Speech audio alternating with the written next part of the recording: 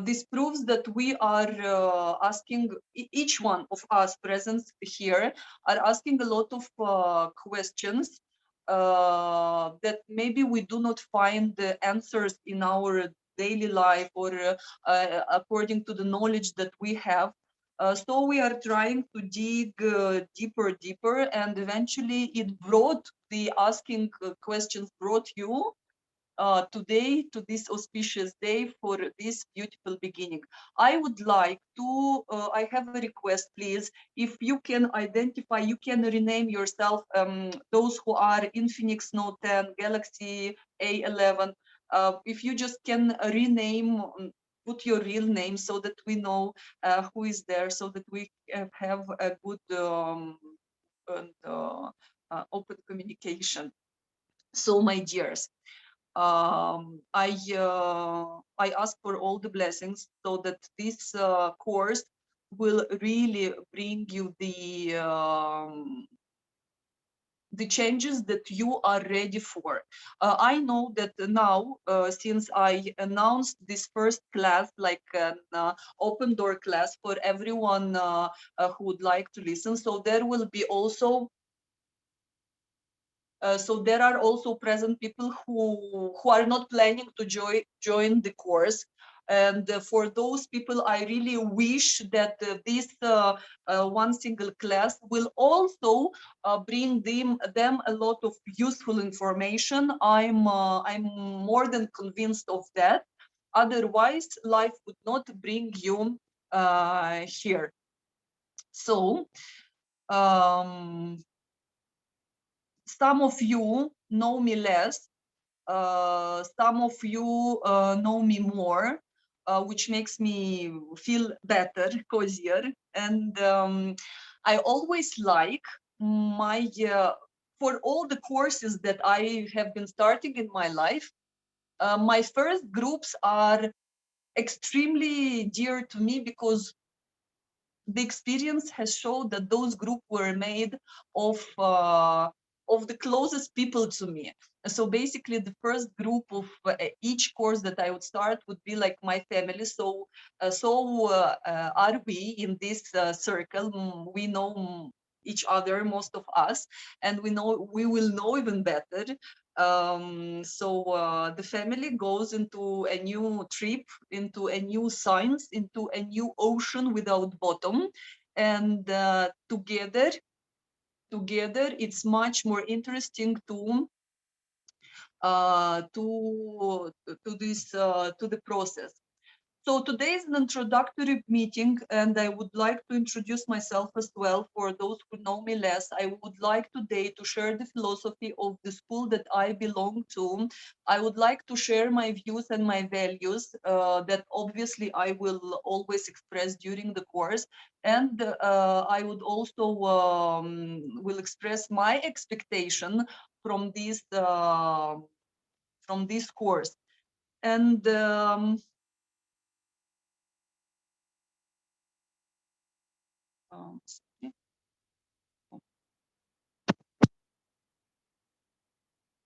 for those who just joined us now, please, I would like to request for you to rename, to put the real name of yours, so that we can know who is present here.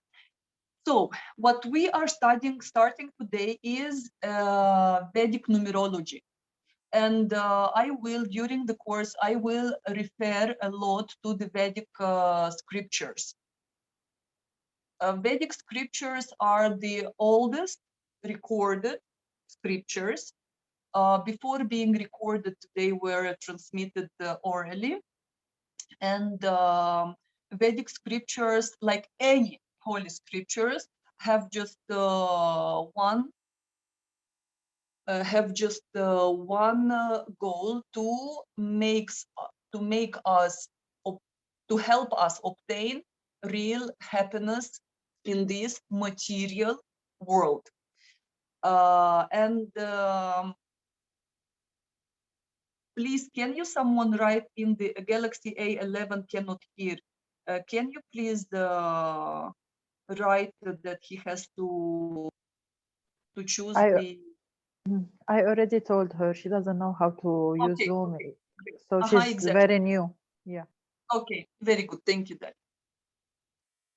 So, my dears, once and why we would need a lot of philosophy in such a numerology course, because Hippocrates once said that if a doctor, if an astrologer, if any kind of therapist that does not possess the philosophy part, only the technical part is not enough, and such a man will never become a real professional, because it's not enough to know the techniques. It's very important to know the essence of all the mechanisms and all the things that happen in our life. The school that I belong to is called Vigraha. Graha means in Sanskrit planet. V means the highest. So Vigraha is the highest planet. It's the spiritual world. It's the, let's say it's God.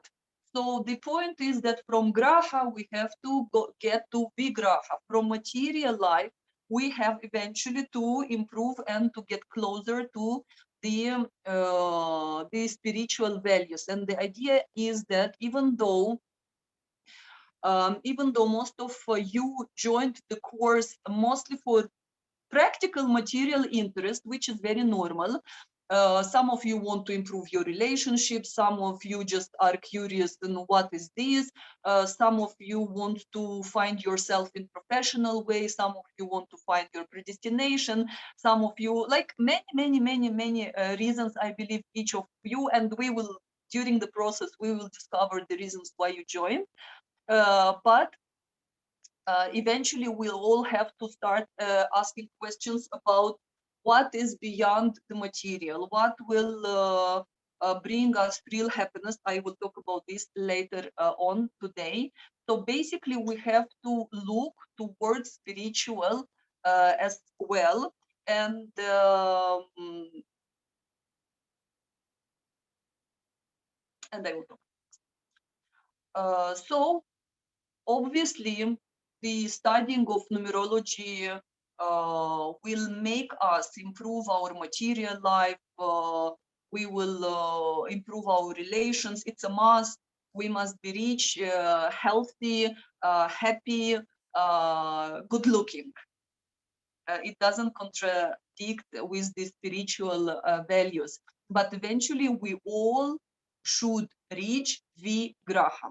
And since we are all living in this material world, we should not just ignore the material life. We should not, it's a wrong attitude. But we must know what is the motive behind our successful material life. We must understand our final purpose, what will really make us happy. And you will, thanks to this course, you will say thank you to yourself many times that you joined it, because it will not only be a materially like numerology course. This will be a life course which will clarify a lot of values, a lot of things, will give you the answers to a lot of questions in your like life questions. And it will you will understand your lives on a much deeper level, because you will be able to look at your life from a side, from a higher side, not from the inner, from a higher perspective. You will be able to look at your life, to reevaluate your life. And because you will be looking at your life from the highest platform, the platform of Vigraham, it will really make you so much easier to fix your troubles, to make you feel more peaceful, in the first place, inside your heart, inside your mind. So a lot of things will be changed in your life. I guarantee you this. My school, no, my school, the school that I happily belong to, proudly belong to, has its roots in ancient times. Even though this is a new school, relatively new school, but why its roots are deep in the ancient times, and I do not exaggerate. Why? Because the knowledge in Vedic tradition and Vedic culture is transmitted through a chain of succession of teachers, which is in Sanskrit called Parampara. We will also learn, not a lot, but often we will learn new Sanskrit terminology, which will help you understand further a lot of things. So parampara, this is the chain of successions of teachers, which means that I got my knowledge from my teacher. My teacher directly got the knowledge from his teacher. His teacher directly got the knowledge from his teacher. And like this, the knowledge was, the hands were together. There wasn't any kind of disruptions that, for example, one man wrote a book about numerology centuries ago, and I, after 300 years, I found the book, I translated, and I started giving this knowledge. No, the quality of the knowledge transmission was closer to perfection, to the clearance, to the non-distortion. This is what makes it very valuable. So I'm very blessed to be part of my school. I am more than grateful, blessed, and happy to have the teacher that I have, because he is the best teacher in this world. His heart is very clean. His eagerness to give us the pure, complete knowledge without holding anything back. Because some teachers, they have to have that exceptional, unique things that I don't share it to anyone. It's just, you want it, you come to me. He doesn't have this attitude. He's really from his heart, just sharing the whole of it. He's very funny, he's very patient, he's very kind. So I don't know, he has God give him a good, a long, healthy life, but he has the perfect qualities of a teacher. So basically, you will be getting through me his energies, his visions, and him, but through me. There are many people who start learning anything, but inclusively numerology, astrology, and they just after a while, after like a short while, they just drop it. They are disappointed. They eventually they will say that it's not working, but the reason is one. They have had a very superficial, non-serious approach, which in such things it's not allowed. You cannot, a lot of things like 3 weeks astrology course, become a millionaire in 3 days, change your life in 3 hours and a half, become a surgeon in 1 month and 2 weeks. La samahala. And today the tendency, the speed of life is extremely high. The speed of life is extremely high. And people think that they really need to know, to catch a lot of things, and to do it fast, because the faster you get it, the more money you get the chance to receive, to earn. And like this, we have these 3 days specialists, who they just, I don't know, did the 3 weeks psychology course, and they put the diploma, and they are just starting giving live coach sessions. And just run away from such professionals. By the way, many. I want to ask you: is the sound good? Please put the pluses if please evaluate the quality of the sound, like from 1 to 10. 10 is the best, 1 is the worst. So please just write in the chat the quality of the. Good. Oh, amazing. Thank you so much. Because we are in Lebanon, and please forgive me, us, Lebanon, our country, for some possible technical disruptions. Let's be patient. And the proverb of my school is: the patient one gets it all. So the patience gives us a lot of rewards. So many of you asked, like, if there will be diplomas. There will be no diplomas for many reasons. And I would really like to inspire you, to become a higher category of people than the diploma people. Diplomas have no value.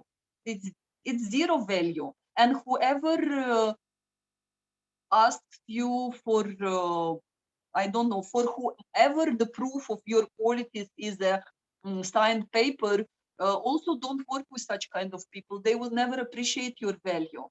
I want to say that we will always appreciate, evaluate your personal qualities, the quality of your work. And instead, many of us, we know, especially the mothers, we will not ask what is the pediatrician, who is the best, and show me the diplomas, I will compare. No, we will ask other mothers, who do you recommend? Because we will always be choosing according to our experience, to the opinion and experience of other people. So like this it goes. For example, I will share you my personal experience. I never planned to transform the astrology, numerology into my professional aspect. I never thought, I never dreamt I would do this. And I have never published anywhere online that I am doing readings. Whoever wants, just take your book your consultation. I have never, and most of the people, they don't know I'm doing this. But in the same time, I always have like a queue of several people waiting for their turn, and it's only from mouth to mouth. Because when I was learning, like you are, and like you will be doing by the end of this course, you will already be able to consult other people. So basically, we always start training on our friends, relative acquaintances, good acquaintances. This is what I started. I started like training on the ladies from my groups, and then they felt that somehow it makes sense. So they just started sharing it with others. Others, people I don't know, started calling me, and so this wheel of people, it just doesn't stop. It continues. People recommend. Why? Because they found it useful. And obviously, I never showed my diplomas. Uh, I never, I would never show, even though somewhere they are there. But uh, look inside. Look inside. And numerology, astrology, it's part of esoterical science. It's the highest level of material knowledge, even though it has to do with kind of non-material. Yes, it's esoteric, so-called science. But this is still a part of the material knowledge, but this is the highest rank of the material knowledge. And esoteric means that it's hidden knowledge. It's kind of the covered in mystery. This is why it's hidden from many. It's not everyone is let's say admitted to studying such sciences. And so there is the exoteric part. Those are the rituals. For example, in the church or in the temples, there is a certain way to pray. There is a certain way to someone lit a candle, someone else does something else. So those are rituals. Those are the external part, which is also very important. But there is also another part, the hidden part, the non-seen part, the esoteric part, the part that explains you why you have to do the ritual, because just mechanically doing something will really not, will help you, obviously will help, but if you know the reason behind it, then you will really, that time you will become a creator, because you understand what is behind. This is why we need both. We need philosophy, we need practice, and esoteric knowledge is when we understand that behind every single, um, um, we understand what God, what meaning, what purpose God put in every single thing, event in our life. So basically, we understand the essence of life. And this is the most expensive and valuable things that one can get. When we understand what God meant by this or that. So basically, this esoteric knowledge helps us become successful in this material world. Without this knowledge, we will never be successful.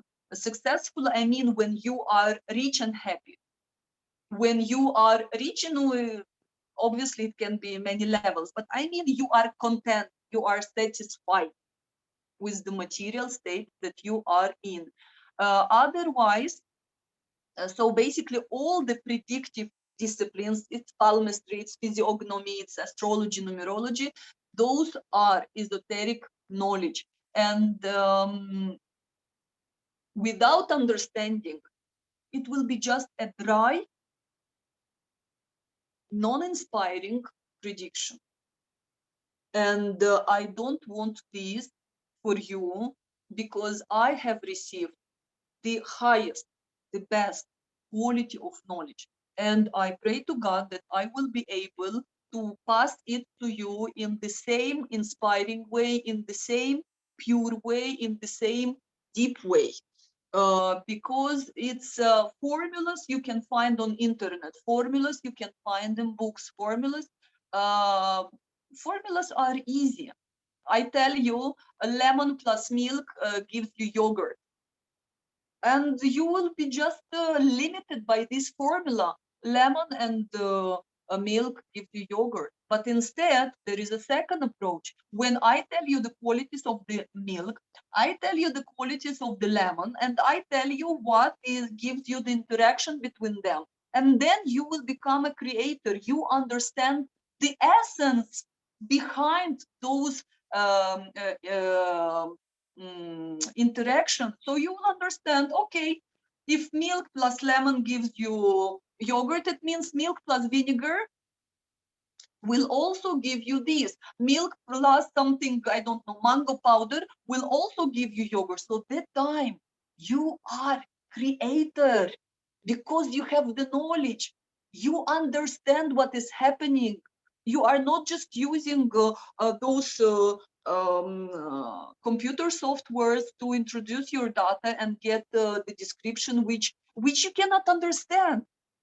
The beauty is when the person gives you the answers based on your on your chart, but it's your answer. It's the individual to you. It's not the because look, there are only 9 energies. There are only 9 digits, 9 numbers, 9 energies, but there are billion people. And for everyone, it's his own or her own picture, image. And you have to understand this. You have to feel this. You have to be able to see who is in front of you and to answer the same questions of 3 different people in 3 different modes. This is when your value will be irreplaceable. This is when people will keep on coming to you. Or let's say you will do it just for yourself, but you will be able to manage your life in such a beautiful way. Manage your life, the life of your husband or wives, the life of your neighbors, children, friends. You will be a very valuable member of the family. So it's important. This is why we will have a lot of philosophy as well included in this course. Otherwise, it could really be a 3 weeks course, numerology course with a beautiful diploma, and you would never use it because you would be disappointed. You would seen, it would be tasteless. It would be like a fast food. Nothing fast can bring you delicious results. Everything that really looks good, tastes good, feels good, takes time. And we know that. So the course will give you a very good basis. There will be much more to follow. Whoever will be ready to follow, much more things to give, but this fundamental course will really be more than enough for you to really change your life. I would like to share my story as well, how I got to be blessed like this, because I must confess that my attitude was extremely skeptical to this, all this the kind of stuff. But around 10 years ago, even more than 10 years ago, I Vedic knowledge touched me. Just, touched me. I heard something. I like it. The name, the sound entered my life. And 3 years later, like almost 8 or 7 years ago, I started to study it intensively. And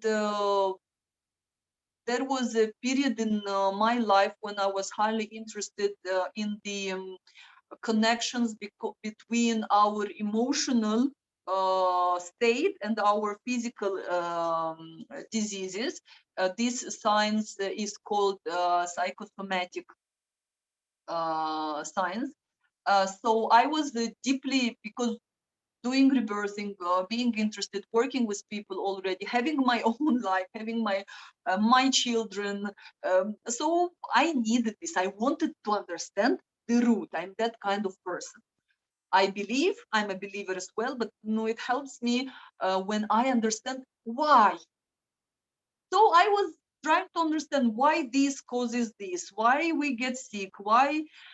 And I was looking for a good school that would give me this knowledge.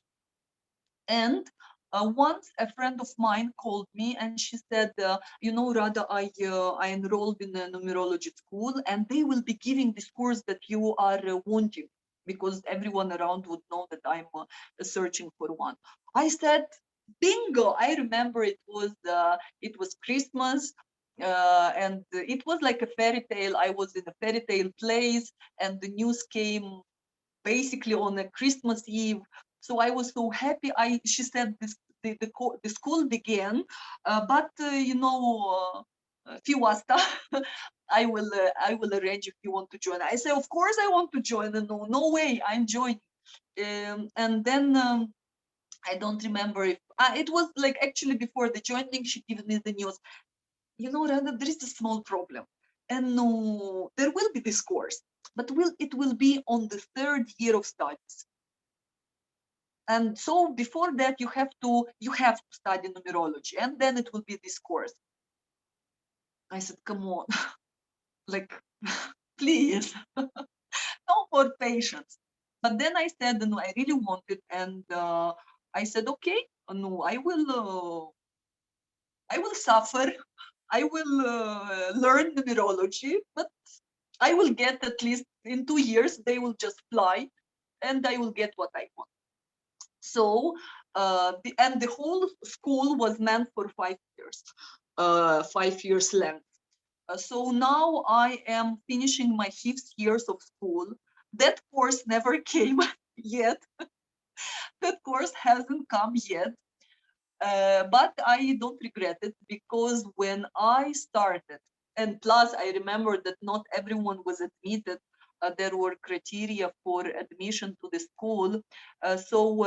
Anyway, I uh, I'm still studying there.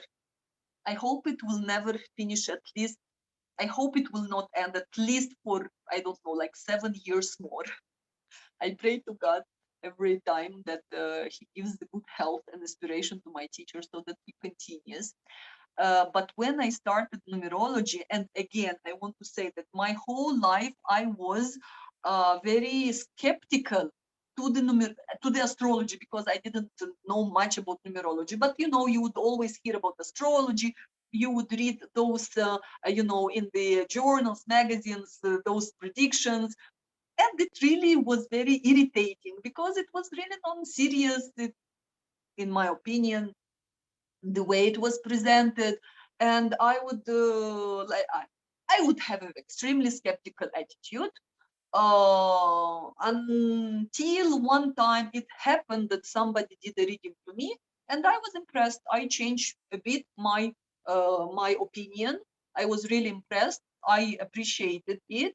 But okay, I have changed my attitude towards astrology, but it didn't happen with numerology, because about numerology I didn't know anything, and I was thinking, like, how much can your uh, I don't know, 9 or 10 digit, no, maximum 8 or 7 digit birth date, and your name give you something reasonable to decipher your life.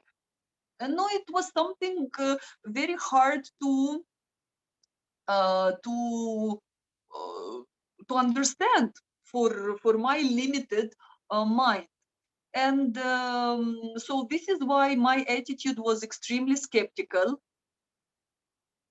Uh, but in fact, when I started, like, very soon after starting the course, I understood that I don't need anymore the psychosomatic course. I don't want any more the astrology. Numerology is so sweet, it's so complete. This is what we get. Like, look how rich, how vast, how wide, how, I don't know what to say. This is a numerology crystal. This is taken only from a birthday of a person and the name. Imagine, imagine what power is hidden behind the numbers in our life. Someone from the um, from scientists, or I don't remember who. I think it was Carl Jung, who was a very prominent astrologer. Everyone knows him as an uh, therapist, the psychologist, but actually he was very, very, very smart in astrology. So I think he was the one who said that in numbers there is more reality than in reality itself. Can you imagine? So basically, this is a numerological crystal that describes the whole of you, the whole of you. It, like, really doesn't leave any space for I don't know, any blank space. Obviously, the possibilities of numerology and astrology are different. There are many things that astrology cannot give and numerology gives, and there are many things that astrology gives and numerology does. This is why um, whoever will get to learn more than a science, um, they all they all complement each other. It's like having many tools to use in improving your life. And yesterday, during our beautiful rebirthing session, who was present there, we were talking, and we were talking about this, and I was mentioning that basically God loves us so much that He imprinted the same chart in our name and birth date, which is numerology chart, in our planets, which is astrology chart, on our face, on our palms. So everywhere, the one you see here, it's here on that person's palm. It's all the same, so that in case we don't understand reading the face, maybe we can read the palm. If we cannot understand reading the palm, maybe we can understand reading something else. So I was extremely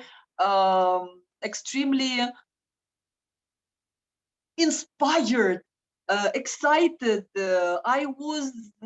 I was more than happy with every topic, with every time I say, okay, we learned this. What else can it give? And no, there's nothing to give more. And there is another layer, and there is another layer. It's like an ocean without bottom.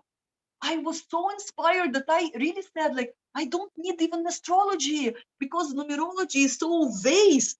It's more than enough.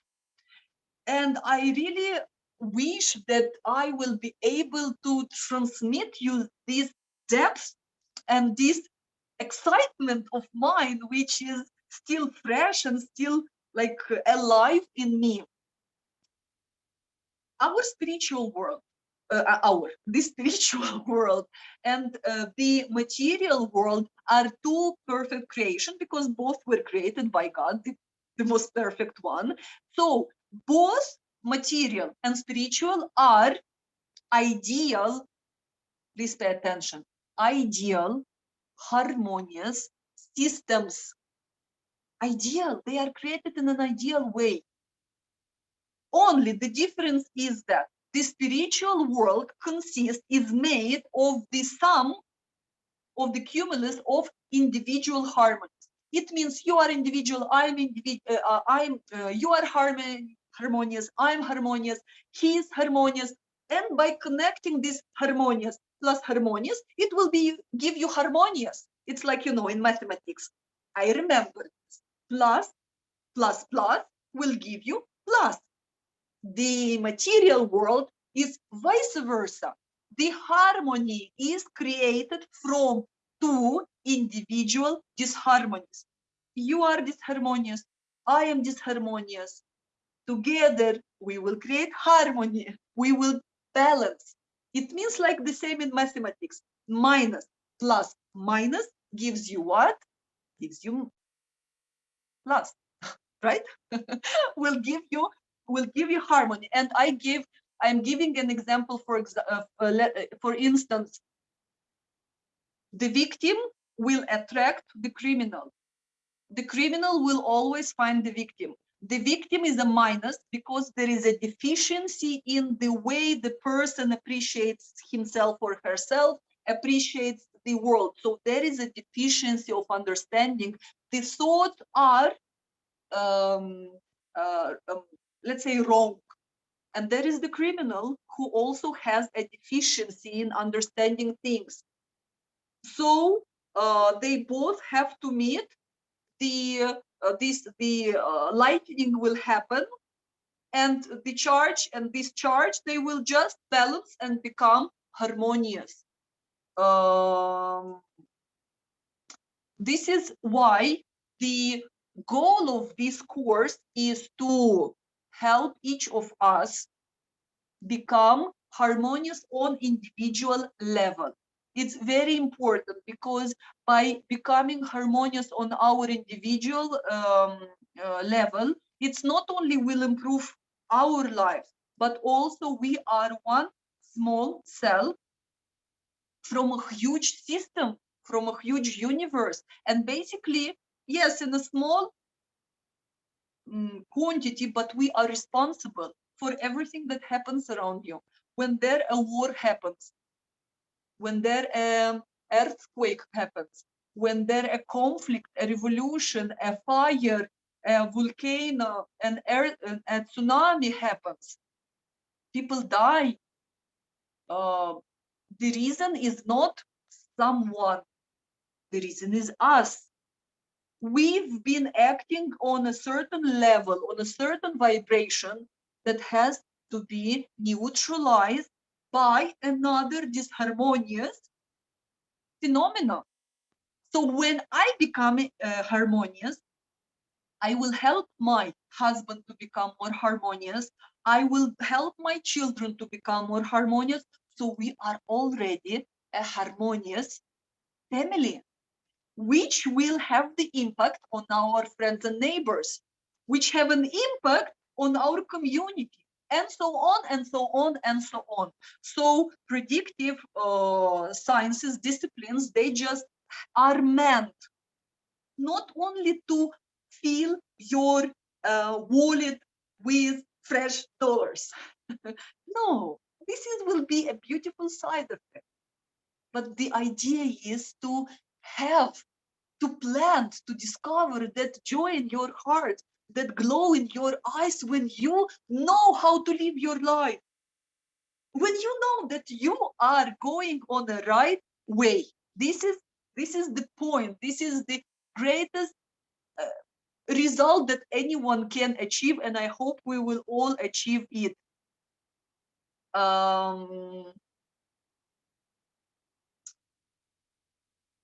Next thing that I want to mention is it concerns our studying process, which is a very subtle, a very fine process. Yes, that some people on the group will understand things faster. Some will understand slower. Some will ask many questions. Some will not ask a single question. So we are all different. And my request, but in the same time, we are one. For this certain goal, for this certain process, we are one. So my request, my suggestion, my command is that we are forming now an energy cloth, which is called egregor. Egregor is a mental condensate. When two people have similar goals, similar values and ideas, they already form an egregor. For example, everyone, there are so many egregors in this life. For example, all those who are addicted or like the Gucci brand, the Gucci has an egregor, and every person automatically wearing and liking those dress, those type of that brand, will be automatically influenced back by the ideology of that brand. The very same for the cars, the very same for the religion, the very same for anything. So we are now, because we have similar goal, we have similar purpose, we are walking on a similar path, same path. So we are forming our energetic field, and every single person, member of our group, influences the process. So we cannot ignore any one of us. So if a single person will not understand something, believe me, the rest of you will also have blanks in understanding a certain point. This is why it's very important that we act as a family, because in the family we are the most patient, we are the most tolerant. It's very important that everyone understands everything. This is why maybe I will have to repeat something more. This is why please be tolerant to the ones who understand slower, or find it more difficult to focus, or to, I don't know. Let's be patient. Let's be loving. Let's be funny. Let's be funny. um, There will be, I would like to mention before I will get to the part of very important philosophical thing, but I will like to mention some organizational moments that there will be recordings to our classes that every one of you can watch, rewatch as many times as you need, because I know there will be times when you cannot join our live online classes. And many of you will use the recordings, but I really recommend, I really insist that you do the close to impossible. You do the whole effort to be present during the hour weekly classes. Like this, you will just feel yourself with the connection, with this energy, with the structure, because the knowledge is received not from a book to book, not from the, I don't know, it's received from the heart to heart. The knowledge only flows from one heart to another. And this is why I really, when we are all together same time on our, during our online weekly classes, you will feel that like it feels so great. Yes, the classes will be Zoom classes, I know, on the Zoom platform. So I really hope that most of you will be present on our online classes. When we enter the Zoom room, please write your name so that we know who is there. Our geography is mostly to Lebanon, so there is no need to write where are you from. Also, I would like you to always pay attention to the cameras and videos, to the microphones and the cameras, to keep them off, so that we will not be disturbed by voices or uh, by unexpected videos. In my school, we have a very beautiful and useful practice. The students, it was the initiative of the students. Our eldest courses, they started the tradition of transcribing the lessons. So each lesson, there would be a group of students who wished to do such a service to the school, to themselves in the first place. So they would transcribe every single lessons. Those electronic notes would be available to everyone. So I hope, this is a suggestion, it's up to you if you will do it. Usually we would just divide ourselves, let's say you take first 30 minutes, you take second 30 minutes, or if there would be many of us, that would be like, 10 minutes, it doesn't matter. But this is the huge beautiful things that really helps a lot, especially those who do it, because you will understand how much better you comprehend the topic. But also, it doesn't mean that you would not have to do your notes. Again, I really recommend that you buy a good copybook, not such a copybook, like a serious one, and you do the notes after each class, because when we write, and it concerns any kind of science, any kind of studies, when we write with our hand, we just pass this knowledge through our body, and we assimilate this knowledge even more, which helps it extremely to the in the studying process. Another thing, again, a practice from my school, is the practice part. Basically, the practice part was never included, not in my school, not in our course. It was not a must part of the course. It was an additional part which I decided to offer. It's the practical classes. How it would happen how is it happening in my school? The elder students uh, who express the desire to help the youngest, they will say, for example, for this year, I'm ready to tutor uh, this group. Okay, so the elders would tutor the youngsters. Once per week they meet and they discuss, they practically work on the theoretical part that was given during the main class. Since we don't have elders in our course, I will be the one helping you with the practice as well, assisting you. Together we will do the practice, together we will train.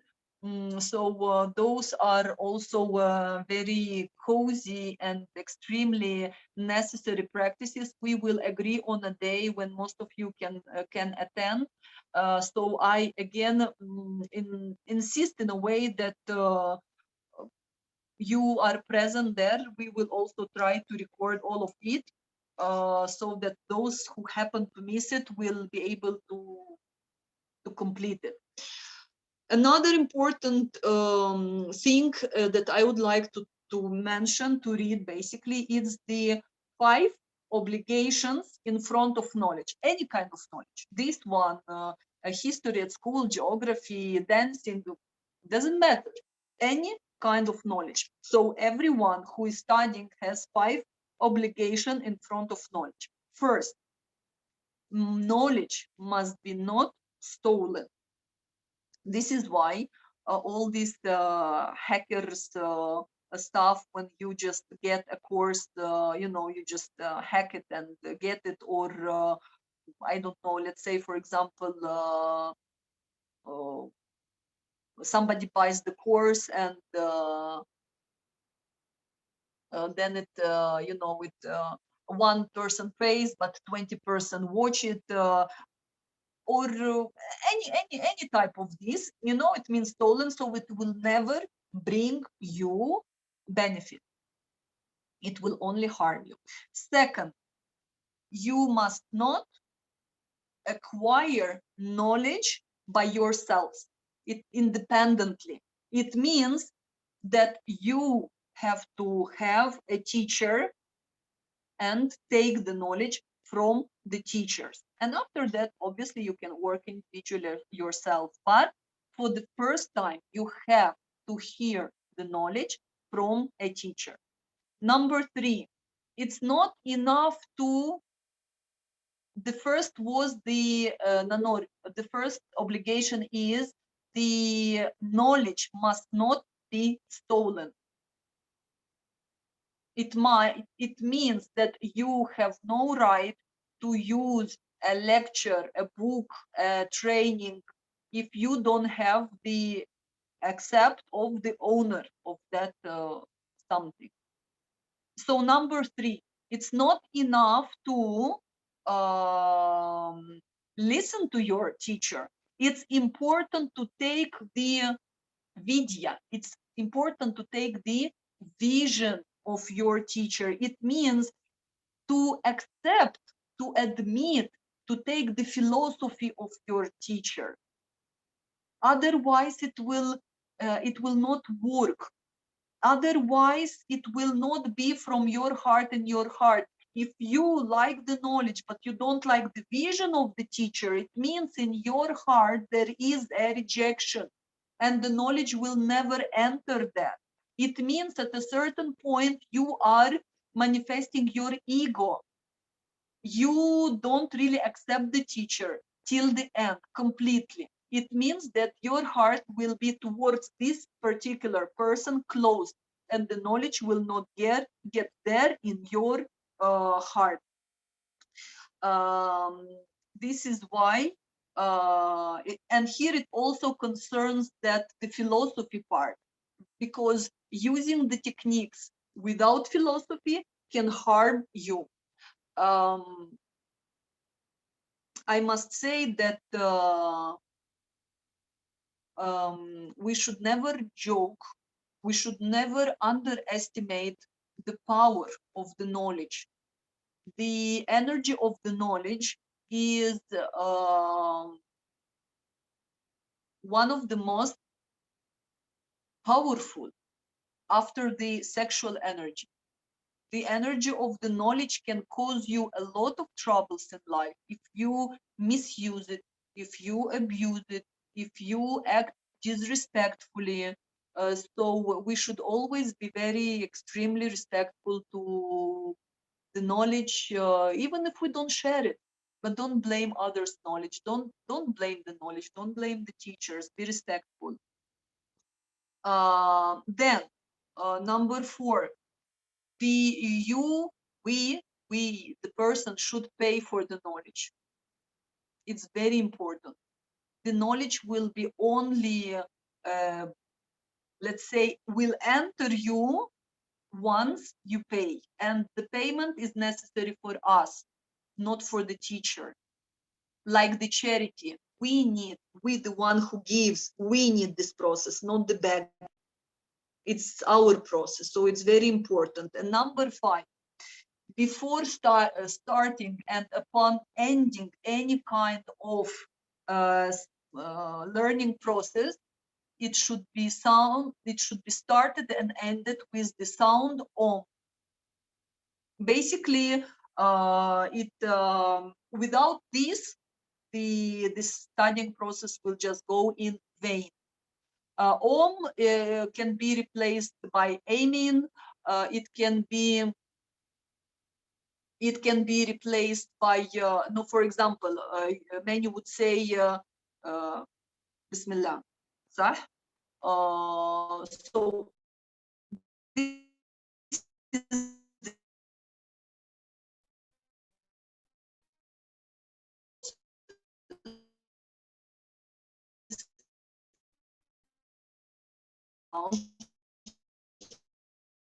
knowledge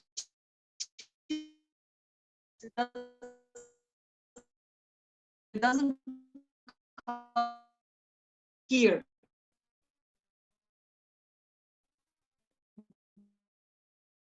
And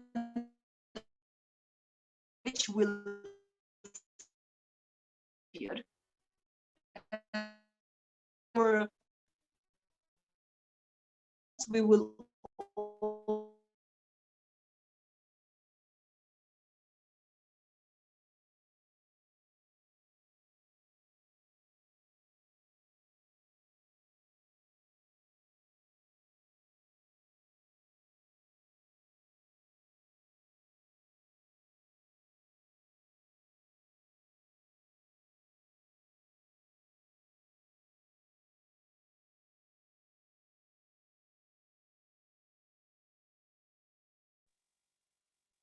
okay, I'm back.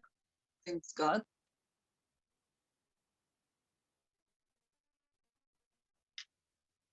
Do you hear me?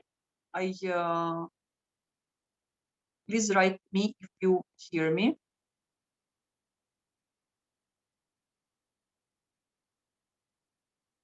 Okay, thank you.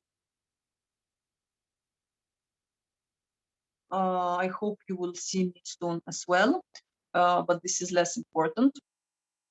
So I was saying about the 5 obligations of anyone who is initiating, who is studying. The esoterical knowledge has always been transmitted from teacher to the students through the hearing, but the hearing, not even the words that you hear now, but the transcendental hearing, the vibration. So basically it's from heart to heart. And this is why it's anyone who is not connected to our group. For example, you might share some classes with someone else. They are not connected. They will not hear it. They will hear the words, but the knowledge will not unfold in them, and it might hold back in you. So karmic responsibilities for using the knowledge, our attitude toward knowledge is very important. Predictivus from Latin translated means predictor, fortune teller, diviner.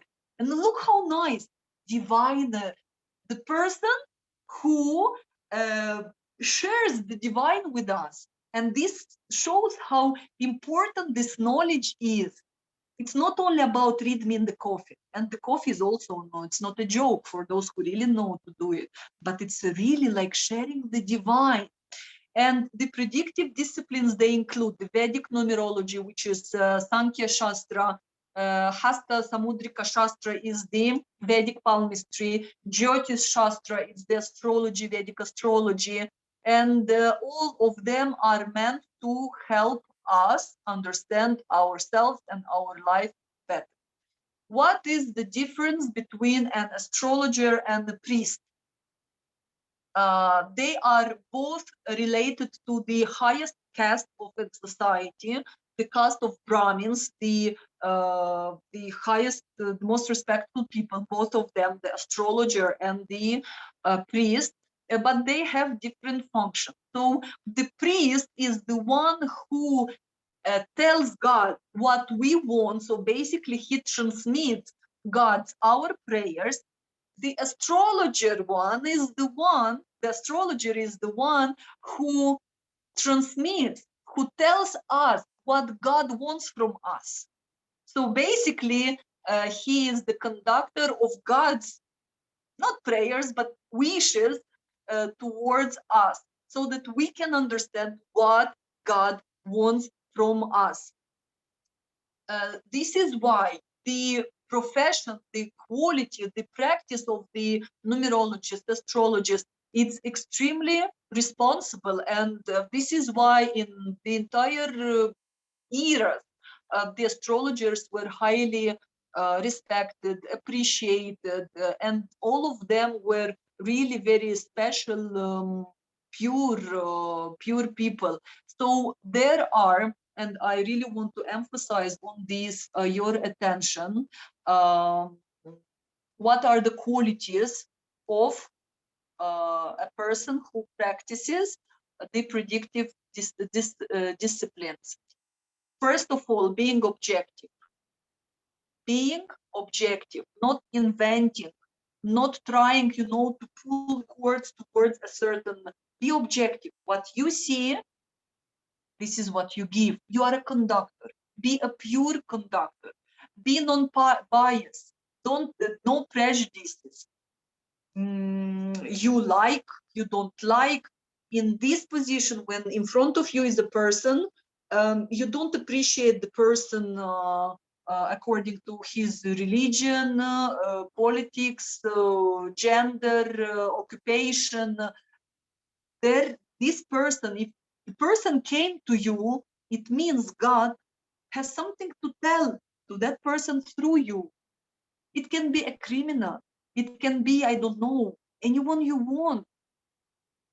This is why you have to be neutral and to understand that in front of you is a soul who is misbehaving, but there is something that you can and you want and you need to share with. This is why don't judge.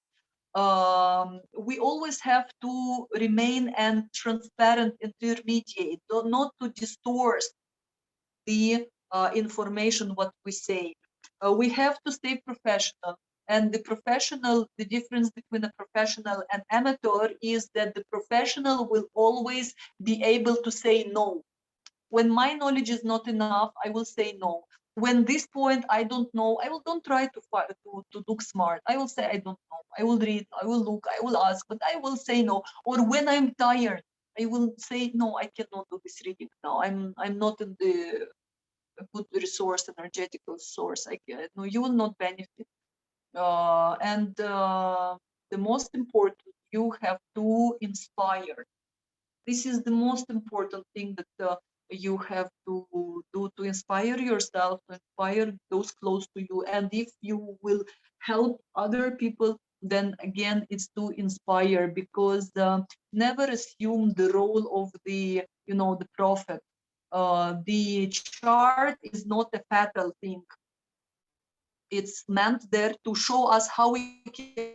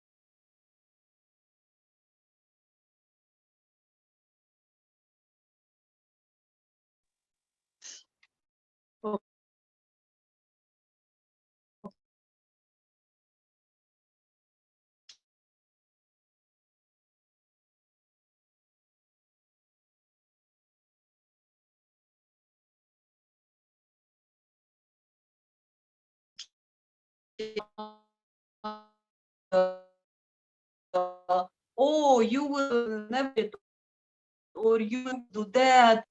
Uh, choice. There is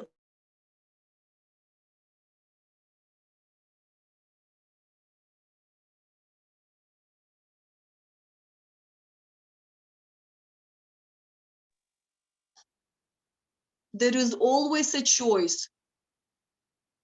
Now the sound is better.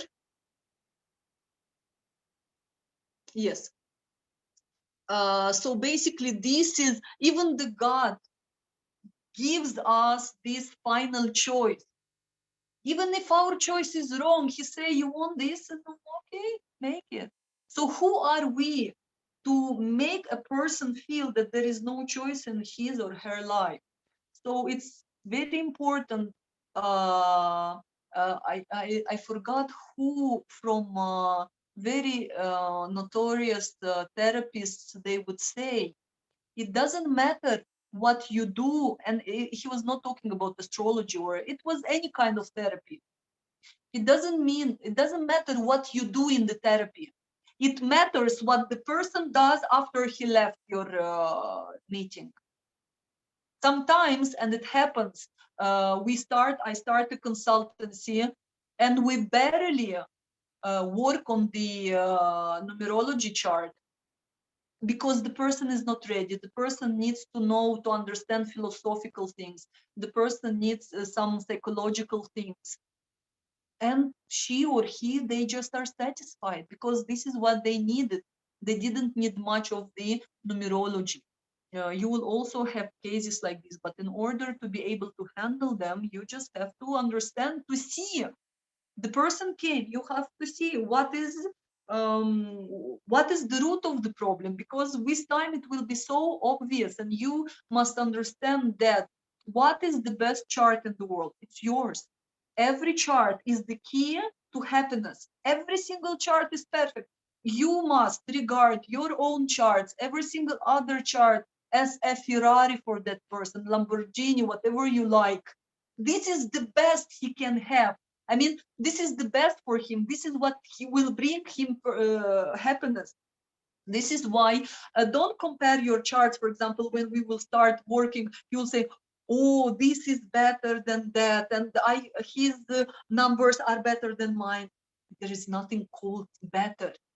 Your numbers are the best, because your happiness is hidden only behind your numbers. Only those numbers will bring you happiness. This is why you must to understand the meaning behind your numbers, to adjust your life according to those energies, and happiness will come. It will come. I guarantee. This is why be inspiring. I would like also to stress attention on two important philosophical fundamental notions: that of fate, destiny, and karma. Many people, think they are synonymous. Destiny and karma are the same. Basically, not. Destiny in Sanskrit is the word destiny is daiva. Karma means action. So they are somewhere close, like understanding, but they are not synonymous. Destiny, fate, is something that we cannot avoid. It's predestined to happen in our life. We have no control on the destiny, while karma is our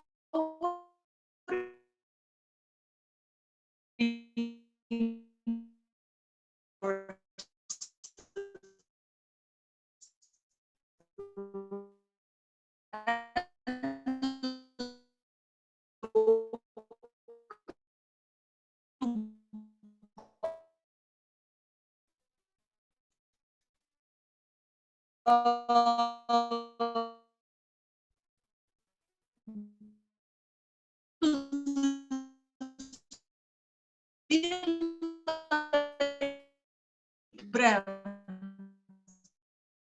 according to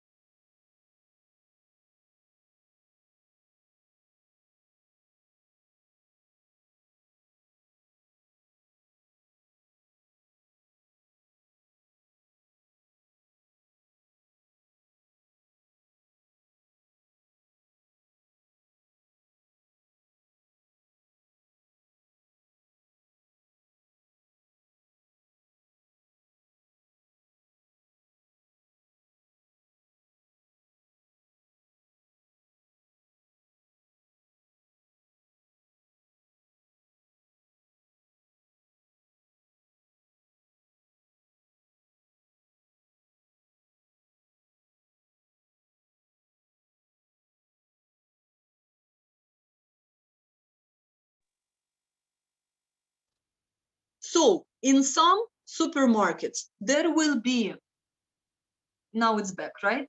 There will be a huge variety, and some other decaying small markets, there will be barely one brand or one can, and that one will be expired. So this is our fate, our destiny. It's the variety of the range of freedom that we have. How many options of choices do we have? People with good karma, they have the access into a good supermarket where there is a variety of, they are being given a bigger freedom to choose. I can do this, it will bring me happiness. I can also do this, it also bring me happiness. So basically the person is given trust to choose by herself, himself, inside the destiny. People with a less better destiny, they are not given chances. For example, people who are born in during the karmic corridor, people who are born especially on the day of the eclipses, they don't have choice in their life. They are strictly put in one very wide tunnel, which they have to follow. They have no freedom of choice. I mean, they don't have much impact on the things that will happen in their life. Their destiny is like more precise, more strict, wider, let's say. Okay. So when you come to those many brands, you can choose. There are cheap brands, there are expensive brands, there are expired brands, and so this is the choices on our life. And we have to make the person do the choice. Karma is the action. What will I choose? So you must understand that if you won't buy this cheap one and expired, you might have diarrhea, you will lose time, you will lose health, you will lose money on the medicine. If you will pay a bit more, you will get a good one, and you will cook something nice. Yes, it will cost you more and more effort, but the result will also be satisfying, and other people will also appreciate it. So we have to help the person understand what will be the consequences of the choices. So the fate is the karma. Fate is the variety of possibilities in our life, and the karma is what decision we will take, what action we will take. I don't know if any of you is except Christina, is acquainted to this picture. This is a picture from a Russian fairy tale, let's say even Vedic fairy tale. And here, basically in most of our fairy tales, we would have similar situation. There would be similar scenario. This is a knight, this is a hero, and he has a mission in his life. He really has to do his act of heroism. And he comes in during his hiking. On his way, he would always come to such a stone. And on the stones would be written three possibilities. You will go on the right, you will lose your, for example, you will lose your horse. You will go straight, you will lose your life. You will go left, you will get married, but you will lose something else. Okay, so always the hero would come to such a stone, and he would have to make his own choice. And according to this choice, the mission would be successful or not. So basically, the stone is the astrologer. The person comes and you must explain what will be the consequences of every single direction that the person takes. But you don't tell him that, hey, come on, go left or go right or keep on going straight. You will never tell him this. Your job is, our job is to make understand what are the consequences of each choice that the person takes, and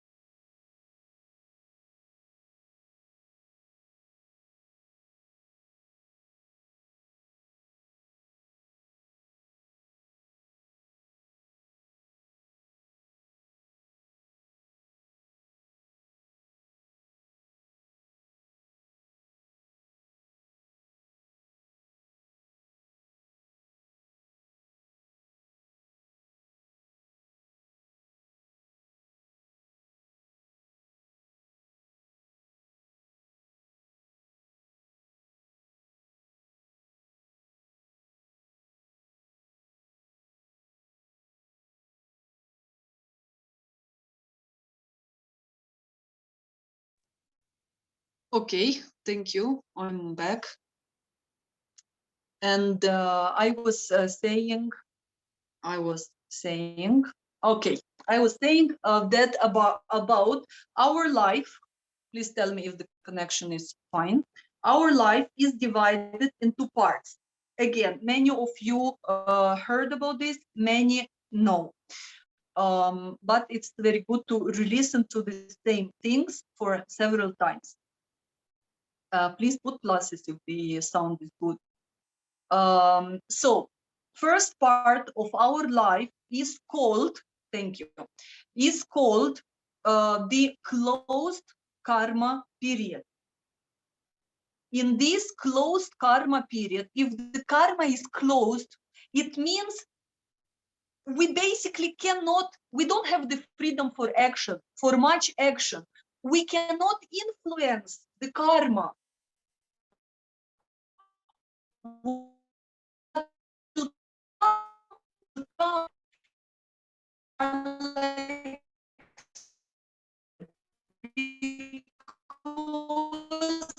In Vedic scriptures written in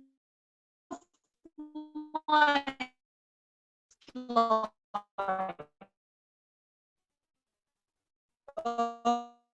forget, we don't remember how I done, what I was into in my previous, we forget.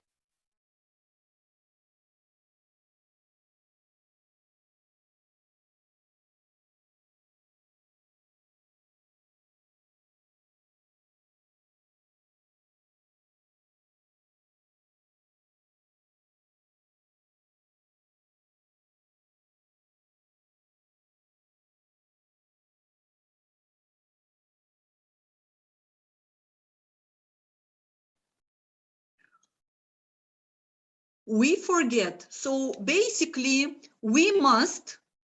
Recording in progress.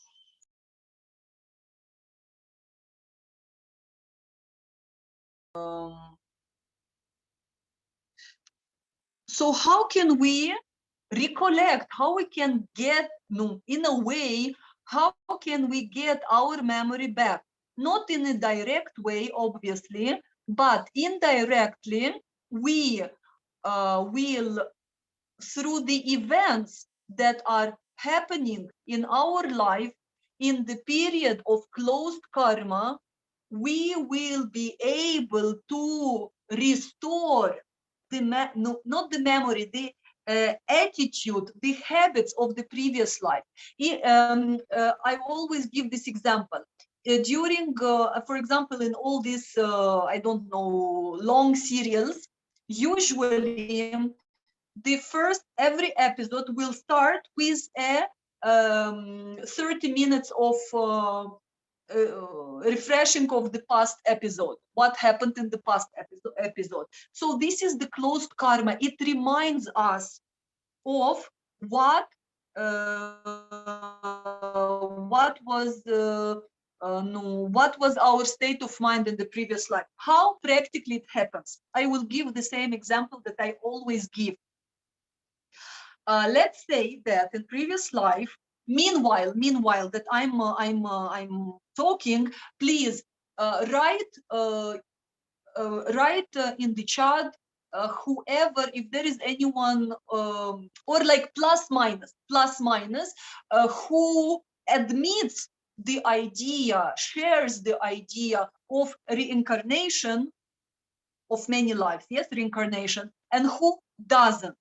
Okay, just please put plus and minuses, so that I understand that how many people not are not with this idea, let's say, are not understanding this idea. So let's say the woman, old woman, she died, but she died with the idea that men are bad, cheaters, they are not responsible, they are, yeah. Basically, she dies with reproaches, with blamings, with not loving men.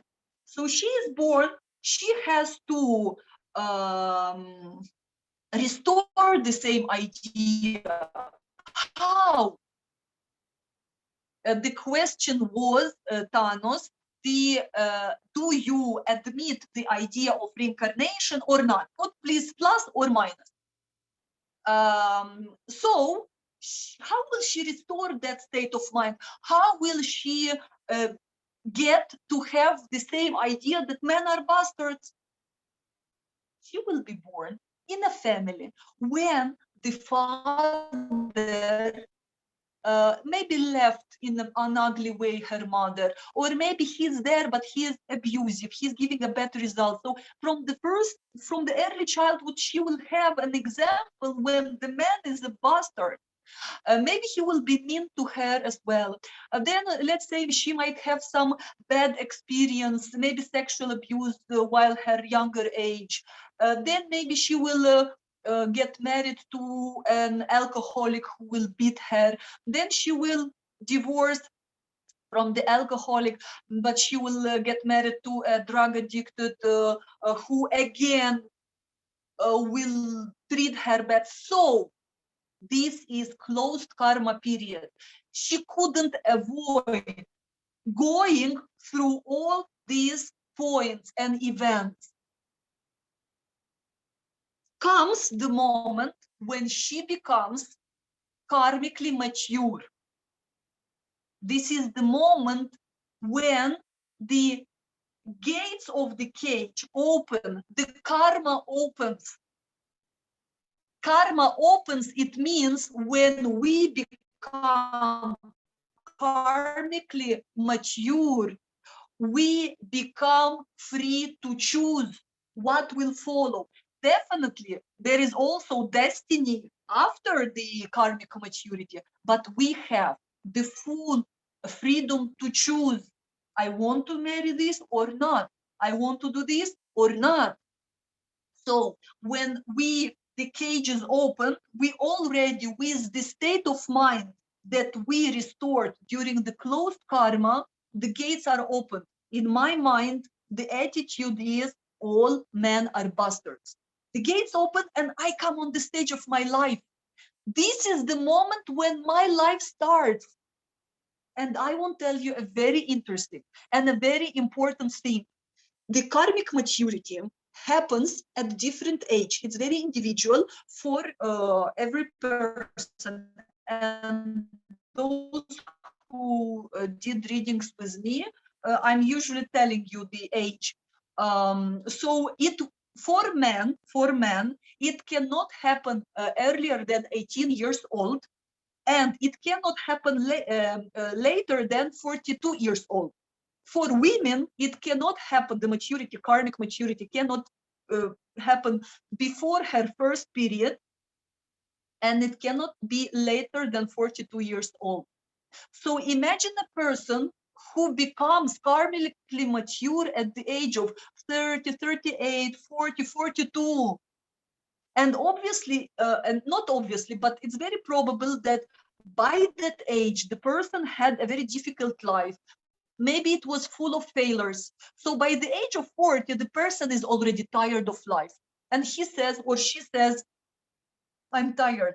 I tried so hard in this life. I couldn't. I tried everything. I don't know. I graduated 25 universities. I married 15 people, persons. 15 times. I did this. I did that. I traveled to India. I traveled to, I don't know, Switzerland. It didn't help. I'm tired. And they choose to give up on life, and not suicide, but start to drink, start to just function. And they don't even imagine that this is when their life basically starts. This is when they become fully responsible. This is when their karma starts to build. Because in the period of karmic closed karma, we are not fully responsible for all our actions. We become fully responsible when we become karmically mature. So this is very important, to keep on living no matter what till the last breath that we have. My dears, For many of you, I know this knowledge is very new. Please, was it clear by now what I said? If any question, please write. Don't be shy to write or to, I don't know, to show that there is something you don't know. I will look in the chat what were the answers regarding the reincarnation. Okay, plus minus, plus minus, okay, plus minus. Okay, so I believe, no, I should understand that those who put plus minus, it means or you no, somehow you understand, but somehow you don't really accept, let's say, accept because you don't fully understand it. This is basically the reason of, or let's say, you don't mind it being there, but you don't really understand till the end what reincarnation is. So this is why I would really like to explain, because it's important for our course, it's important for every single person, no matter you will join, you will not join. It's an fundamental understanding without which we have so little chances to be happy, because we don't understand the major fundament of why we are living. There are people who believe we live one life, there is nothing before, nothing in front, and they live their life accordingly. If there is nothing, then I will just enjoy my life. And there are people who understand there was a life before and there will be a life and there will be a life tomorrow. So basically there is a yesterday and there is a tomorrow. Marwa, I will answer your question, my dear, later, please. Thank you. So when you understand that there is life, there was something in the past, and there will be something in the future, then you understand what I have today is the result of the past. It's mine. I will not blame God. I will not blame my neighbors, my parents, my government. I know it's only me. And the very same, I know there will be a tomorrow. And the tomorrow will be according to my today. What will I plant today? Karma. Karma is the law of the planting, getting the fruits of what was done. It's the connection because between the deeds and the results. So when you understand that there is a chain, there is a line, we change the body, but the soul continues same trip. This is basically the trip to God. Because we want to enjoy, we want to, yeah, it's delayed, doesn't matter. It's important for us to know that my today's fruits are totally mine, absolutely 1,000,000% mine from my past life. Nobody is guilty. I chose my parents. I chose my country. I chose a lot of things in this life. It's mine. I deserve them. And I know it also, knowing that life is continuous, it always gives me the sense of responsibility. I know there will be another life. So I make sure that in this life, I do my best so that my next life will be better, harmonious. So basically, if we come back just one step behind, backwards regarding the fate and the destiny, fate cannot be changed. If a person is born in Switzerland, it cannot be born another second time in this life somewhere else. If you cannot change the birth of your time of your birth. You cannot change your parents, your country. Halas, it happened. It's there forever. This is fate. If someone is born with one leg only, the leg will never grow. no matter what karmas the person did. It's the fate. You cannot change it. But there is karma. Karma, it means what will you choose doing with this? I always example of the admirable Nick, which name, but definitely you know the person. This is the person, a child who was born with no legs, with no hands. This is the person, you know, like it's only the body, no legs, no arms. Can you imagine? Yes, he tried to commit suicide many times when he was a child, when he was a teenager. But eventually, his karma from past life was good enough to help him shift. So now he is married to a beautiful woman. He has many children, I think 4 or 5, like he has many children. He is a motivator speaker, motivation speaker. He is an extremely successful person, and I believe he is a happy person. He was a person with no chances, and he chose eventually to make out of his life a jewel, not only for himself, for others as well. So this is karma. With such a karma, obviously he will create good deeds, good platform for next one as well. It's very important. It's extremely important. This is this is why it's important to understand the mechanisms of reincarnation. About karma, if you will feel we need, I will talk, we will do a separate blog talking about karma. There are different types of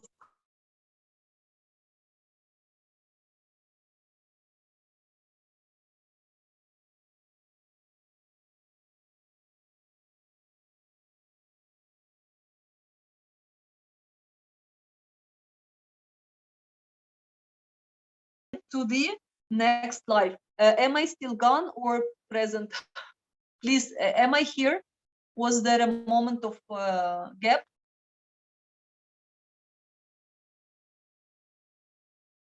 Yes, what? I'm back, or there is a few? Okay, I will give an example so that those who don't really understand, it will help you understand. I don't insist you to accept the idea. I just want you to keep it next to your, next to your beliefs, and whenever you need, relate to what I will say. The example: a person believes that there is only one life. Let's resume this one life to one day. Let's say this person believes, I only live this one day. There is no yesterday, there will be no tomorrow. So I am free to enjoy, because there is no tomorrow. There are no responsibilities and consequences. So the person really enjoys. I don't know. He does everything his mind can tell him. He drives at a high speed. He drives at a crazy high speed. Maybe he's even drunk. And obviously, he will drink after you. This and this and that. He will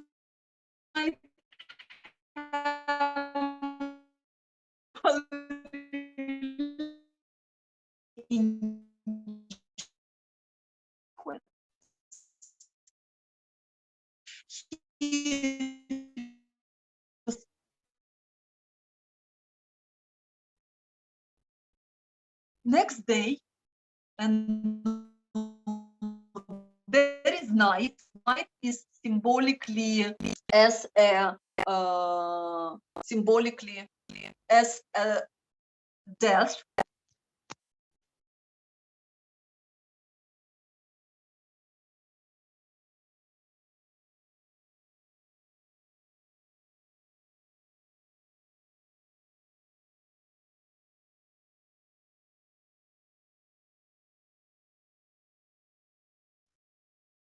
So symbolically, night is death. So he sleeps, but Surprise. He wakes up. He thought that there will be no tomorrow, but there is tomorrow, and he wakes up. There is another life. Even before, usually we wake up, but before opening, like we don't open our eyes immediately. And he has an extremely headache. And he says, God, I haven't still opened my eyes and I already feel sick. Why? It's not fair. When children sometimes they are born, sick or something. And we say, no, they are still small. And why? And he said, God, why this headache? And why this hangover? And I didn't do anything yet. And I already feel bad. Then somehow he opens his eyes and he sees that in his apartment there is everything is upside down. There is a total chaos. And he said, oh my God. And I barely start my day and it's already chaos. It's a disorder. Like, God, why am I born in Zimbabwe? What did I do to be born in Lebanon where there is no electricity and there is rubbish on the streets? Like, I didn't do anything. But he forgot that yesterday he just behaved like a pig. And because of this disorder, it's him only. Then he somehow gets out of the bed and someone is knocking on the door. He opens the door and the policeman comes and said, like, please, this is your fine to pay. He said, me? He said, yes, you. He said, no, come on, are you joking? I just woke up. I'm still wearing my pajama. I didn't go out. It's impossible to be me. I didn't do anything today yet. He said, I don't know, it's your day? He said, yes, my name. Receive it. He forgot that yesterday he parked in the wrong place. Maybe he pushed some, I don't know, 25 cars. He forgot, but the bill has to be paid. Already very extremely upset, he goes out of the house. He's being nice to the neighbors, saying hello and greeting them. But everybody will turn their back to him. And he is highly confused. He said, oh my God, I am such a good person. I say hello and I greet everyone. And they are so rude because they don't greet me. But he forgot that yesterday he disturbed the whole community by loud music in his car, by speaking rudely to all the neighbors, and by disturbing everyone's sleep. So in today's life, obviously the attitude of people will be not the nice one. Just because we forget doesn't help us understand everything that is happening in our life. But we must understand the relationships don't finish when we die. We bring them with us. If you choose to get divorced today from this husband or from this wife, because you want to enjoy, because you didn't understand why you were meant to get married this person, the next life, you will be born closer, and that person might be your brother, your sister, your father, your son, your daughter, and they will just be very close to you, because it's very easy to to give up your husband or wife, but it's so painful to give up your child. You will bear, you will tolerate the suffering. This is why these things don't end in a one lifetime. We bring with us the relation from life to life until we will fix our every single relationship, bringing into harmony. This is why. Of course, we all want to enjoy. We don't want to give, we want to take. This is why we get married. I want him to make me happy, and he thinks I want her to make her happy. So we enter the marriage, for example, it's only an example, with the expectations. No, come on, and you owe me, and I think the same, he thinks the same, and we start suffering. So this is karma. This is the importance of understanding the mechanisms of reincarnation. The most important is to understand what you have in this life is yours.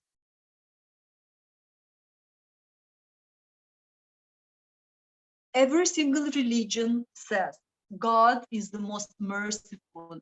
God is the most fair one. It means God will never admit an injustice to happen. Then how come this child who is still very young, or this wonderful woman who is so kind and so, I don't know, Mother Teresa, and such horrible things happen to her? Or this old man, all his life he's been working honestly and he lost all his money in there, or I don't know. And we don't understand how God can be so unjustful. In fact, God is merciful and justful. And in Bible, it's written that you get what you plant. It means everything we have, it's ours. Only the problem is it's been somehow erased that, you know, it's not has to be planted in this life. Even though the ideas of reincarnation, they were there in every single religion, things have been modified, and it's like became, let's say, more hidden now. So I really hope that what I said now is clear, and I really hope that it will give some peace of mind to many of you. And it will just make us be more responsible. So once our open karma opens and we start living our life, there is one fate. There will be certain still predestined events on our life, but it's our choice how to live our life. Or just to leave it without doing anything. You know, this tendency, go with the flow.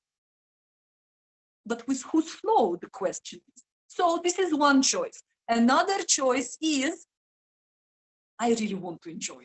Come on, I'm tired. I really want to enjoy. So the person will just enjoy, and it will be, you know, the road to degradation. Or the person understands, oof, I don't really understand everything till the end, but I'm ready to do the effort to improve myself. So the person does the effort and climbs higher and higher and closer to happiness. So this is karma. It's my choice. What road will I choose? And here it's our goal in learning the such disciplines is to understand what efforts should I do to get to the higher level of my life. And also the very same, you can help others, helping them not choose the lower walk, but to choose the highest choice in their life. Because people know it's this is about the freedom of our choice, and this is basically, I think this is what Marwa meant. Wait a second, I will find her question about our free will. Where does it stand?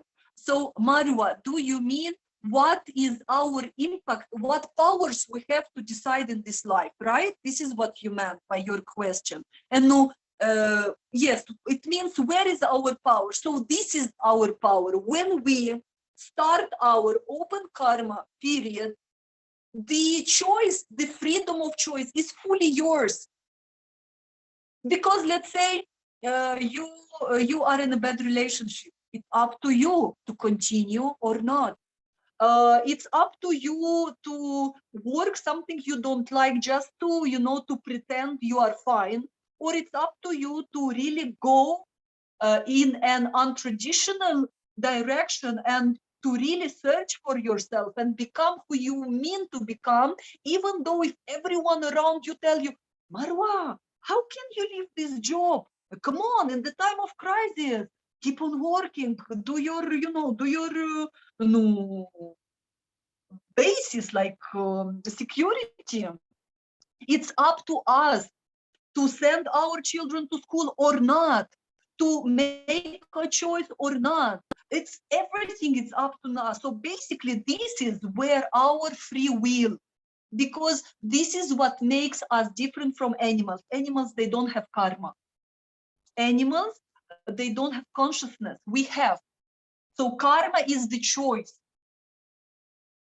Marwa, did I answer to your question or not? If not, tell me which moment you didn't understand till the end. Please don't be shy. Just repeat your question if I haven't.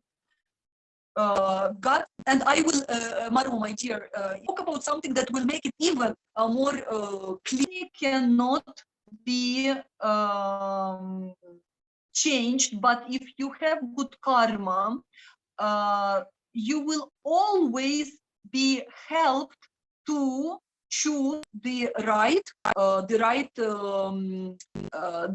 choice. And in Western astrology, there is the notion of black angel and white angel. So just to be very brief, each one of us has two individual assistants. You see how important we are? One is black angel and one is white angel. They are always next to us, monitoring every single thought, deed, dream that we have.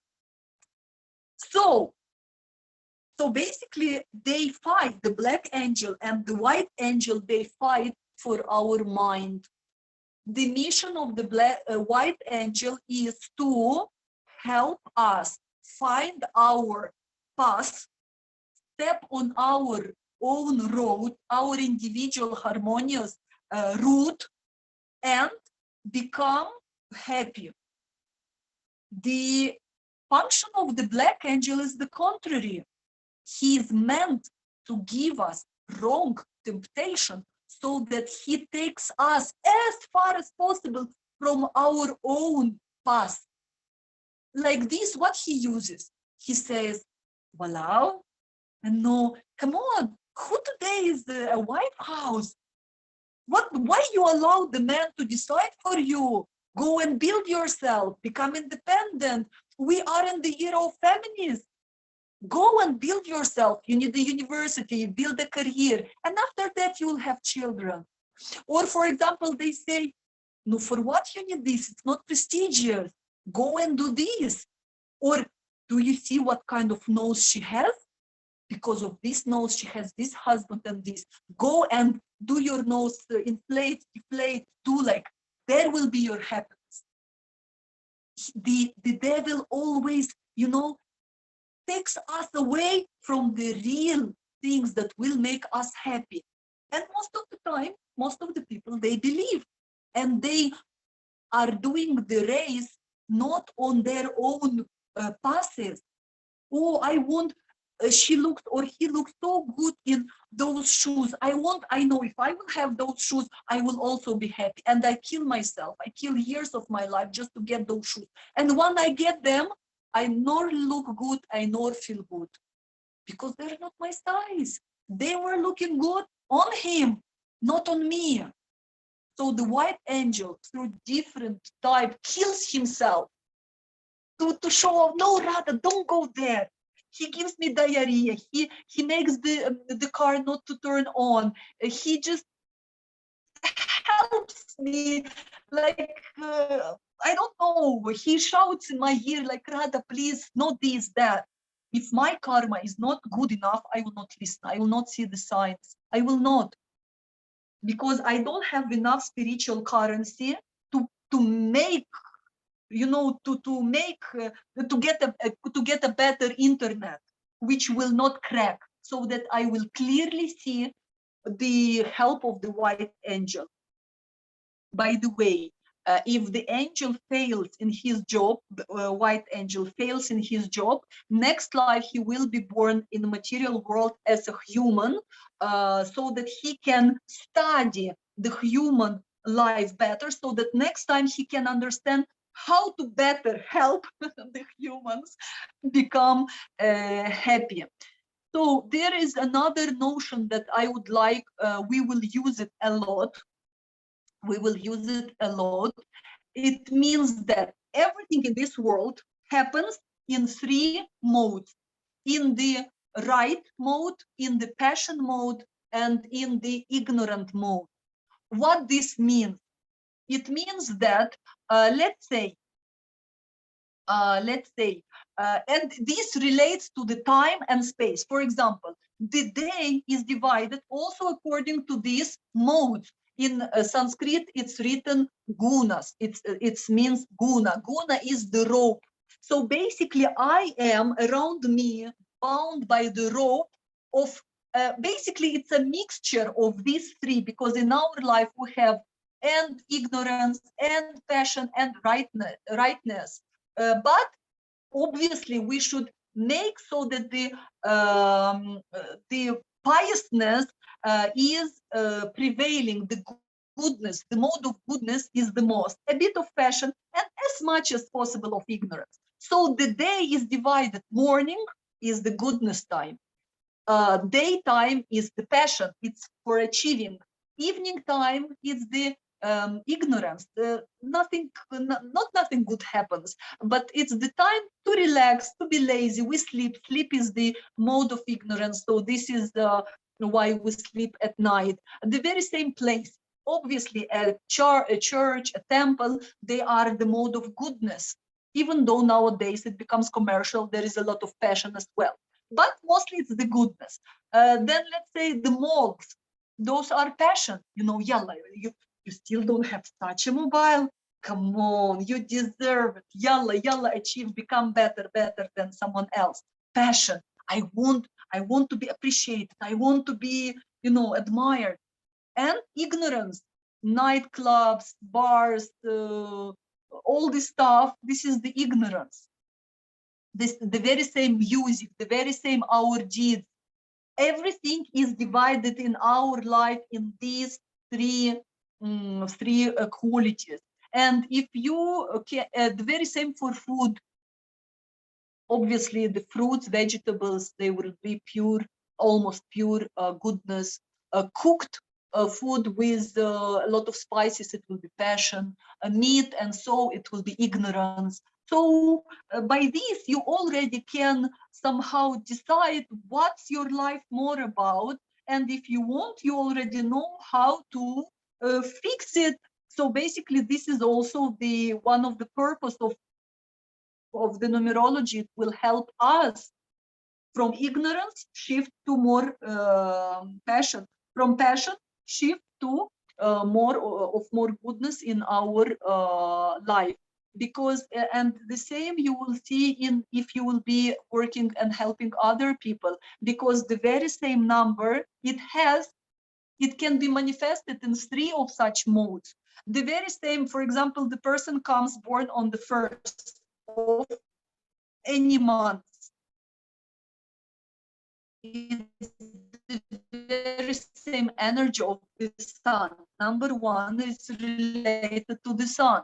If it's an ignorant, it's on the lower level of this number one of the energy of the sun, then the person will manifest, will be a tyrant, will get into everyone's life, or will be not responsible, will be lost in his life. And the same number one in someone else, because the person is already on a higher level, it will be a leader, it will be an inspiration, it will be a very good organizer, it will be a person of high responsibility, original ideas.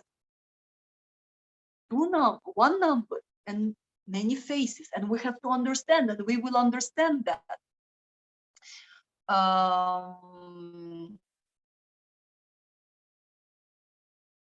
Also,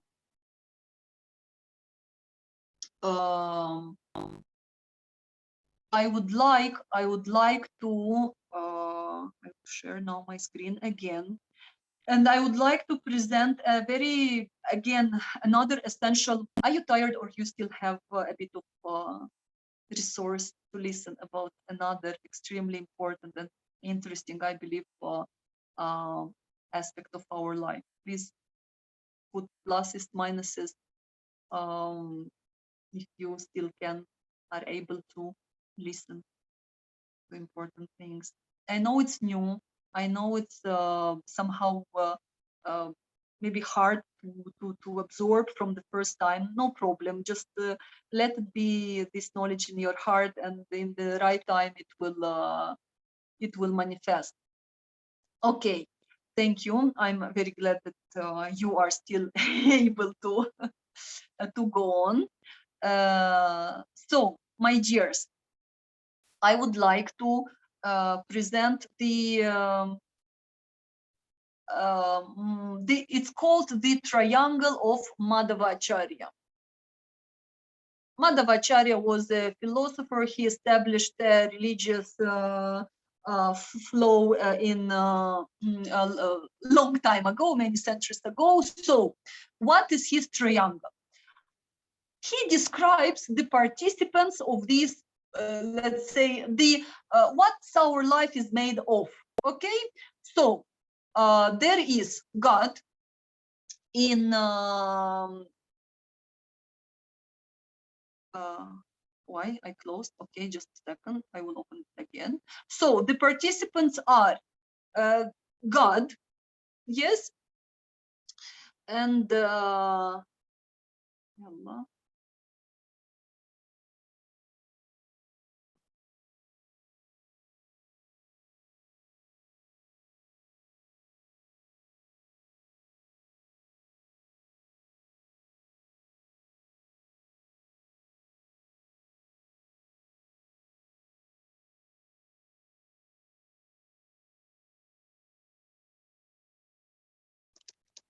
okay.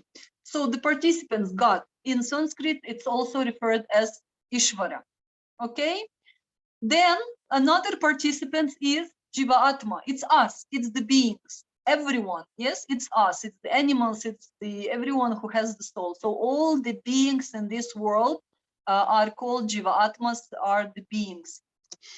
And there obviously is a connection between God and beings. The thing is that we belong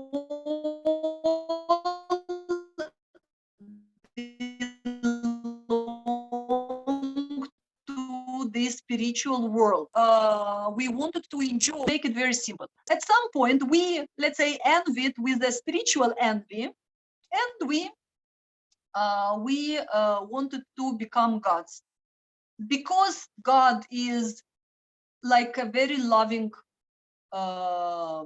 parent to us. He is the only one who loves us unconditionally, and he said, okay, I love you, you want to enjoy, I want to play God, I will make this happen, but it cannot happen here in the material world. It can happen somewhere else. But because the relation between God and beings is love, always. This is the only relation between God and beings. This is why every single religion says God is most merciful, God is loving unconditionally, God is fair. He will never, God is our biggest well-wisher and friend. He will never do anything against us. Three qualities of God. God has not qualities, aspects. Every person, every religion sees God in one of these aspects. Brahman, which is light energy. Yes, many non-personal religions, they just relate to God as a light. And the final goal is to dissolve in this light, in this energy, to become one with God, to become light, to become energy. This is the lowest level of the most primitive aspect of God. And the next one is Paramatma. Paramatma is when it's the local aspect. It means this is the God inside our heart. We know that inside our heart there is God, like there is God. Namaste. Yes, my divine salute your divine. It means inside us there is a particle of God. So it has same qualities exactly as God, only the size differs. Examples in the, and we say that God is like an ocean, and we take one drop which will have the same qualities, but only the size will be different. This is why a drop of the ocean doesn't have the power of the ocean itself. Highest aspect of God, aspect, when in fact we understand that God is eventually not energy, not, I mean, his energy, his light, but in fact he is person. He has a personal aspect, and we have in the Bible, it's written that and God created the beings according to his type. It means the personal type. Or, for example, when Jesus would preach to his disciples, he would say that, he would say that. Just a second. I will. He will say that I was. And then I visited. He would always say about my Father in heavens, Father in heavens, and he would say that I will reach the abode of my Father, and I will sit by his right hand, and will appear in front of him. So basically, again, the personal aspect is there. So basically, the highest aspect of God is his personal, the supreme personality of Godhead, because the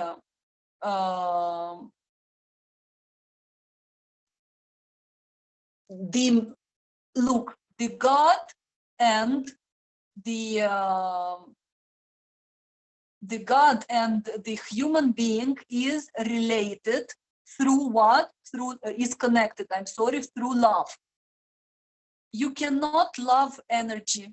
You cannot love light. You cannot love even ocean. You can admire ocean. You can be mesmerized by light, but you cannot love. You can only love a person. In Sanskrit, there are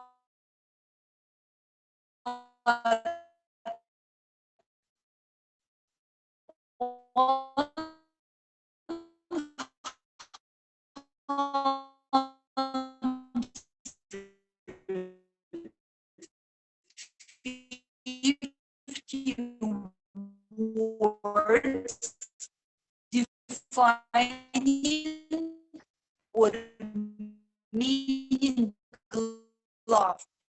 And the highest aspect of love is defined by the word kohana.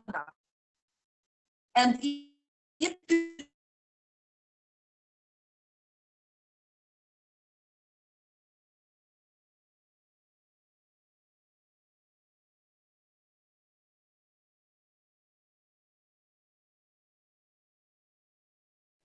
Heba, what was the last idea? Where the sound went off, please?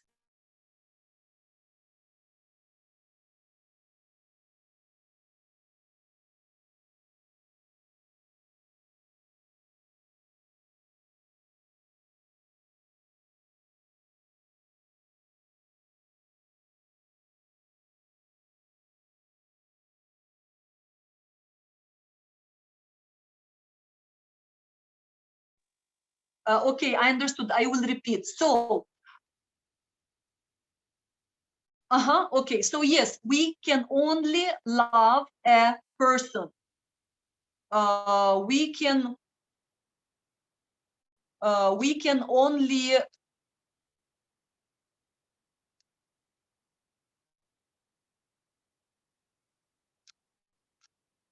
where I am.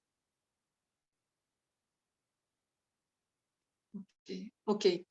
So I was saying that we can only love a person. This is why God has to have a personal aspect as well. In Sanskrit, there are 150 words defining love.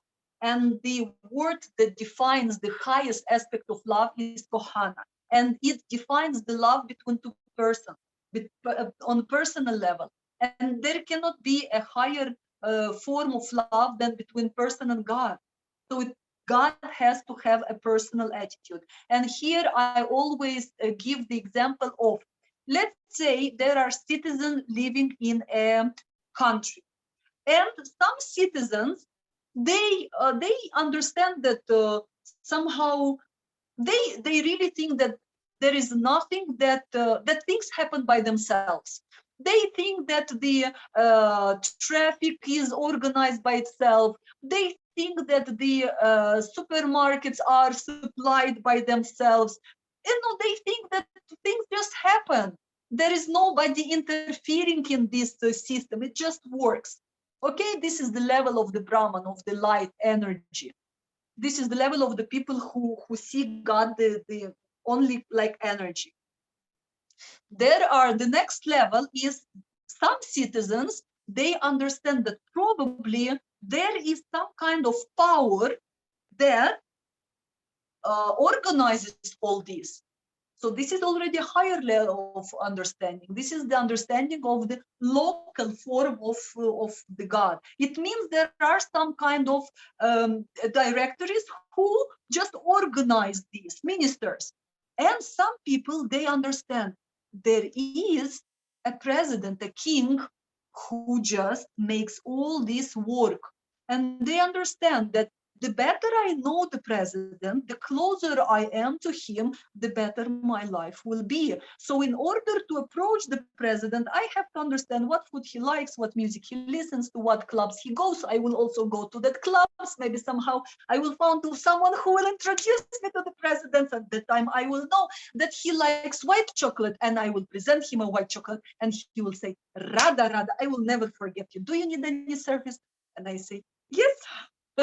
Okay, so it's a personal attitude. Obviously, the one who has access to the president, who is in good relation with the president, will have much more possibilities to live happily in that kingdom, related to the one who thinks, the things just get arranged. The very same here. I would also so the God and the beings are bounded by love. And this relation, of course, this relation is much better in the spiritual world. But when it comes to the material world, so when the being says, no, I want to also try to be God. You look so happy, God. And also I want to, okay, I'm exaggerating a bit just to make it very simple, because I understand we are tired, and just to make it extremely simple. So the human being, the soul says, no, come on, God, I also want to see how you look so happy, everybody loves you. I also want to be God. And God says, no, okay, no, this is a very stupid desire, and it will make you very unhappy. But because I love you, I will make it your dream come true. But because here in the spiritual world, I am God, you cannot be God. I will create a playground, and there you can do whatever you want. Like in every apartment where there is a family with children, we know that there is a playroom. In this playroom, you can do whatever you, but only in this playroom. So God says, because I love you, I will create you a playroom, the material world. And in this material world, you will do whatever you want. So the moment I will go back to sharing. The moment that when the person starts having desires different from God's desires, he becomes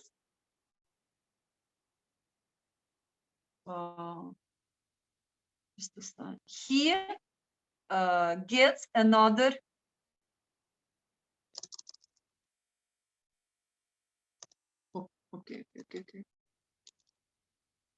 okay. Look, this is us. Okay, this is the soul. The soul get an extra desire different from from God's desire, and these desires, they form the false ego. The another Sanskrit name for false ego is Diyav. Diyav is translated the thing that separates me from God. And if we will add an il suffix, it will be Yavil, devil.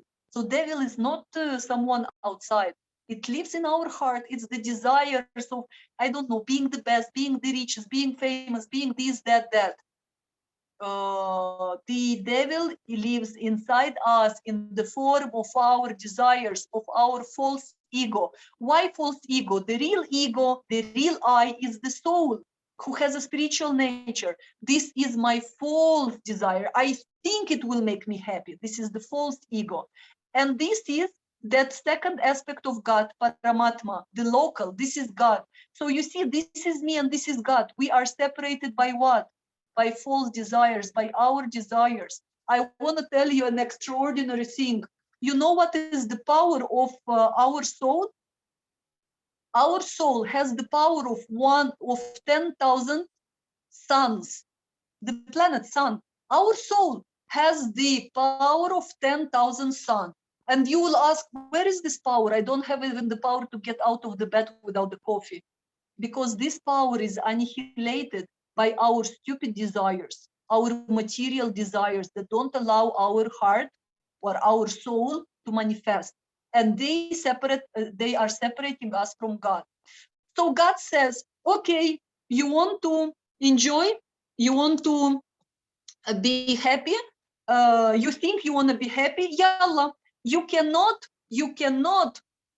be happy in this, you cannot play God in the spiritual world. So I will create you a special world, material one.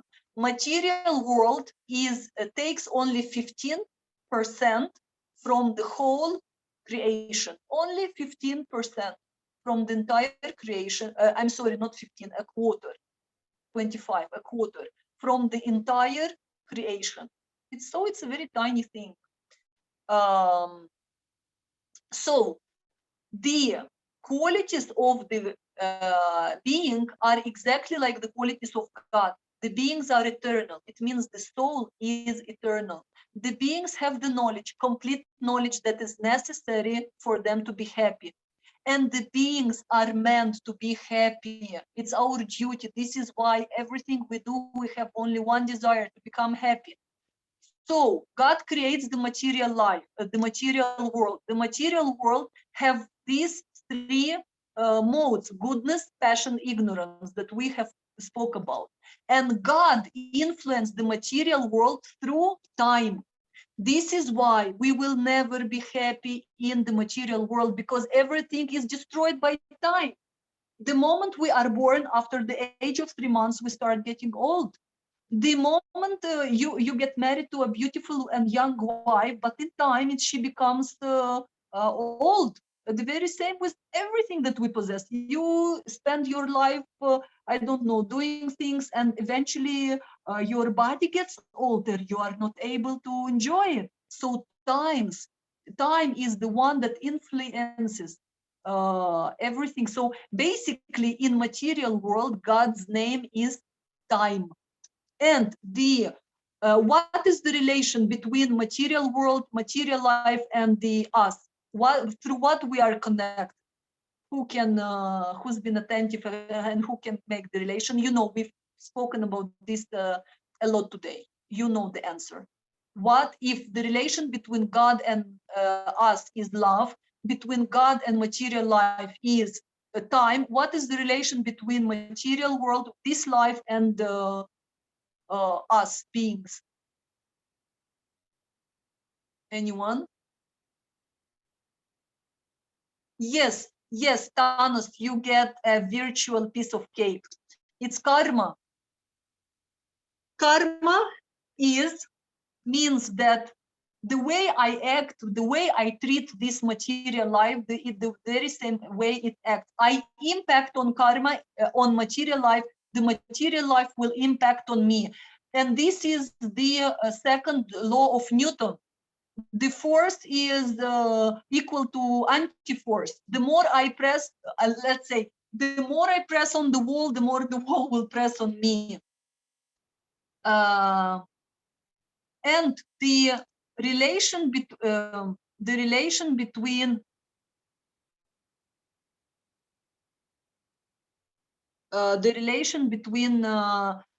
me and God, which is love, in a very amazing way was defined because basically God is a big joker. So it was defined by the scientist Ohm. Yes, we all know, we all studied at school. So basically, God entrusted the formula of love to Ohm.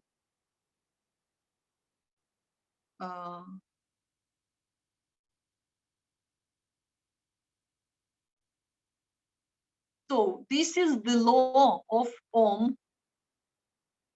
I know many of you forgot because basically we don't understand what was its meaning for us until this moment. So what does the law of Ohm says? That the current, the Ohm's law states that the current through a conductor between 2 points is directly proportional to the voltage across the 2 points. Now the girls forget. Okay, so the I is for the current. It means I is the relationship. I is love. Yes, I is love. Then V is the voltage. It means the effort that I do for this relation, the quantity of work, the quantity of the things that I give. And R is resistance. R is our material desires. So the strongest the V will be, the strongest our efforts will be, and the weaker our desires will be, then the bigger power of love will be. It means the problems start only when our desires are bigger than our efforts. It means when our desire to get is bigger than our desire to give, the problem start appearing in our life. So this is the love connection between God and beings. Now, who does know the meaning of yoga? What is the purpose and meaning of yoga? Who knows the definition of yoga? Don't look now in the Google, just say your, the definition that you would always have in your mind, in your understanding.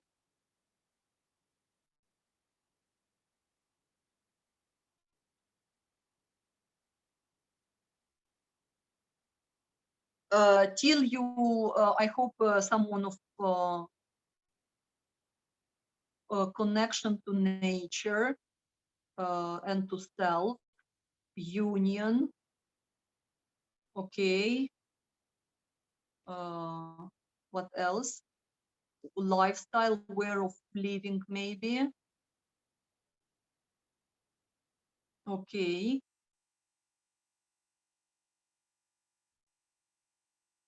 Okay. So usually, yes, connection to our higher self.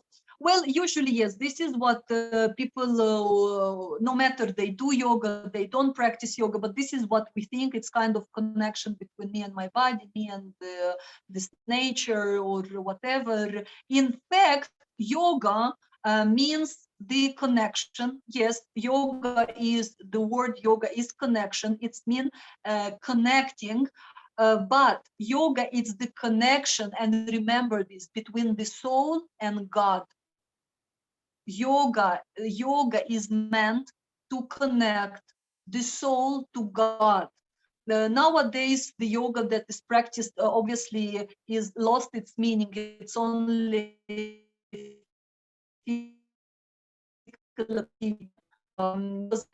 which is also extremely useful, and but I wish that everyone who practices yoga, everyone who teaches yoga would really give themselves, they would understand what they are doing, and also give the message to the to others that through yoga, through the physical,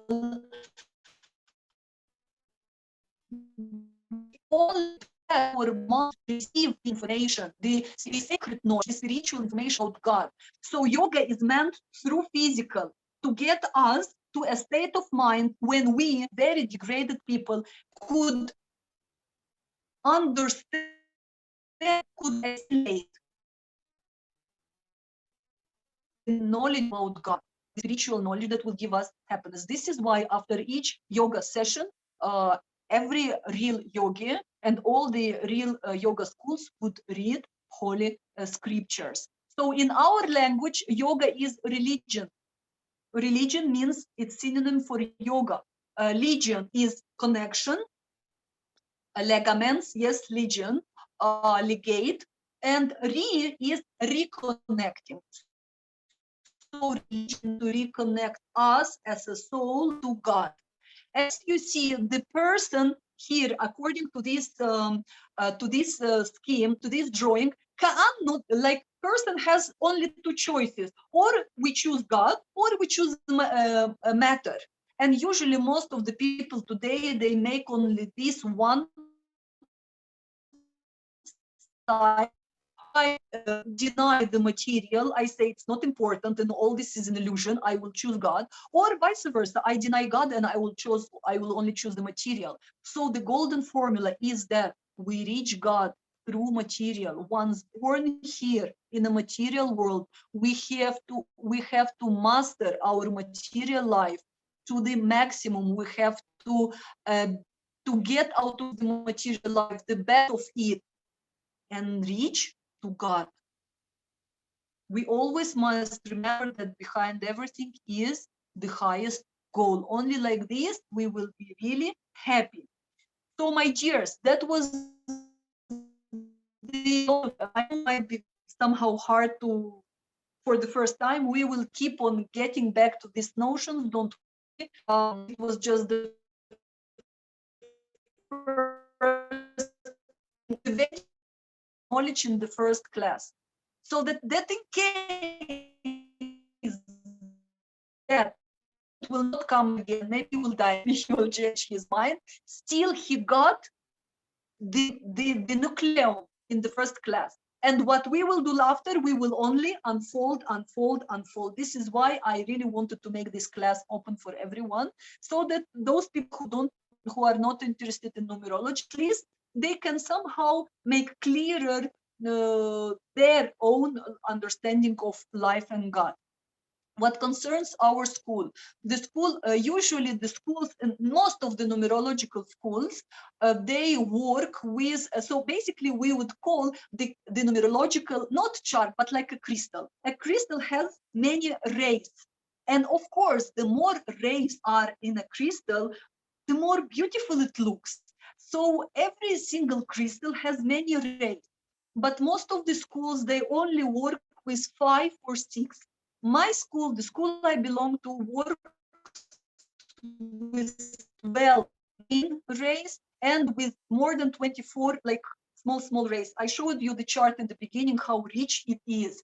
So also during our basic course that we are starting now, we will also learn more than the basics. We will learn First, we will learn the energy of each number, which already will help you a lot read the life around you, to understand the life, to understand um, this the life that is happening in and out. Then we will learn to decipher the energy behind your names, which defines your destiny. We will learn to, of course, decipher the birth date, which shows you your main life route, your life path. We will learn your soul number, your life goal number, like final destination. What is your final destination in life? Your secret desire number, because each of us, we have a lifestyle, but deep inside there is a certain type of the energy of the desire that we really, and we will always choose it, and those type of desires will fulfill in our life like much easier than others. We will also learn how other people see us, because the way we are, other people see us wearing something else, and we have to correspond somehow. We will also learn about the karmic debts from the past lives. It's important where we committed mistakes in the past lives. So those debts, something that we misuse, something that we didn't use, those will really be like an impediment in towards happiness in this life. We have to remove them, and then we have to like start our life like on a clean basis. Of course, we will calculate our, we will learn to determine our personal biorhythms. It means our personal calendars, our personal year, our personal months, our personal day, so that we know that this year is good for this is good for that, this is the month I choose for this is the day I will not do this today, this, or I will do something else. And extraordinary tool that I've been using for years that helps a lot, avoid a lot of mistakes, of course. And of course, we will learn what I know many of you already wait, how to calculate, how to choose the car plate, the mobile name, the bank account number, your address, the brand, the logo for your brand, the name for your shop, for your coffee shop, for your, I don't know, whatever that is, because, you know, the name defines everything, because it shows like this is the energy, come or don't come. So it will be a very based, I know it will be I know it will be a life course, not only a numerology course. So this is everything that I wanted to share today. If anyone has questions, please write it.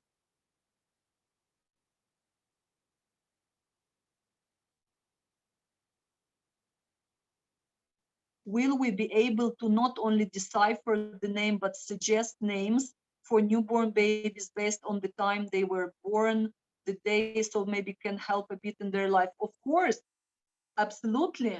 Heba, no, this is what I was saying, that I don't want to give you the formulas. I want you to give the philosophy so that you become also creators. And absolutely, this is one of the very same that we choose a name for a brand, for a, I don't know, for a shop, for something, the very same we choose, we should help people choose their names for their babies. Absolutely, absolutely.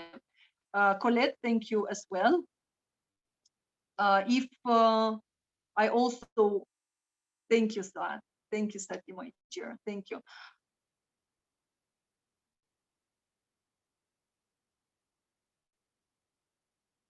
Yes.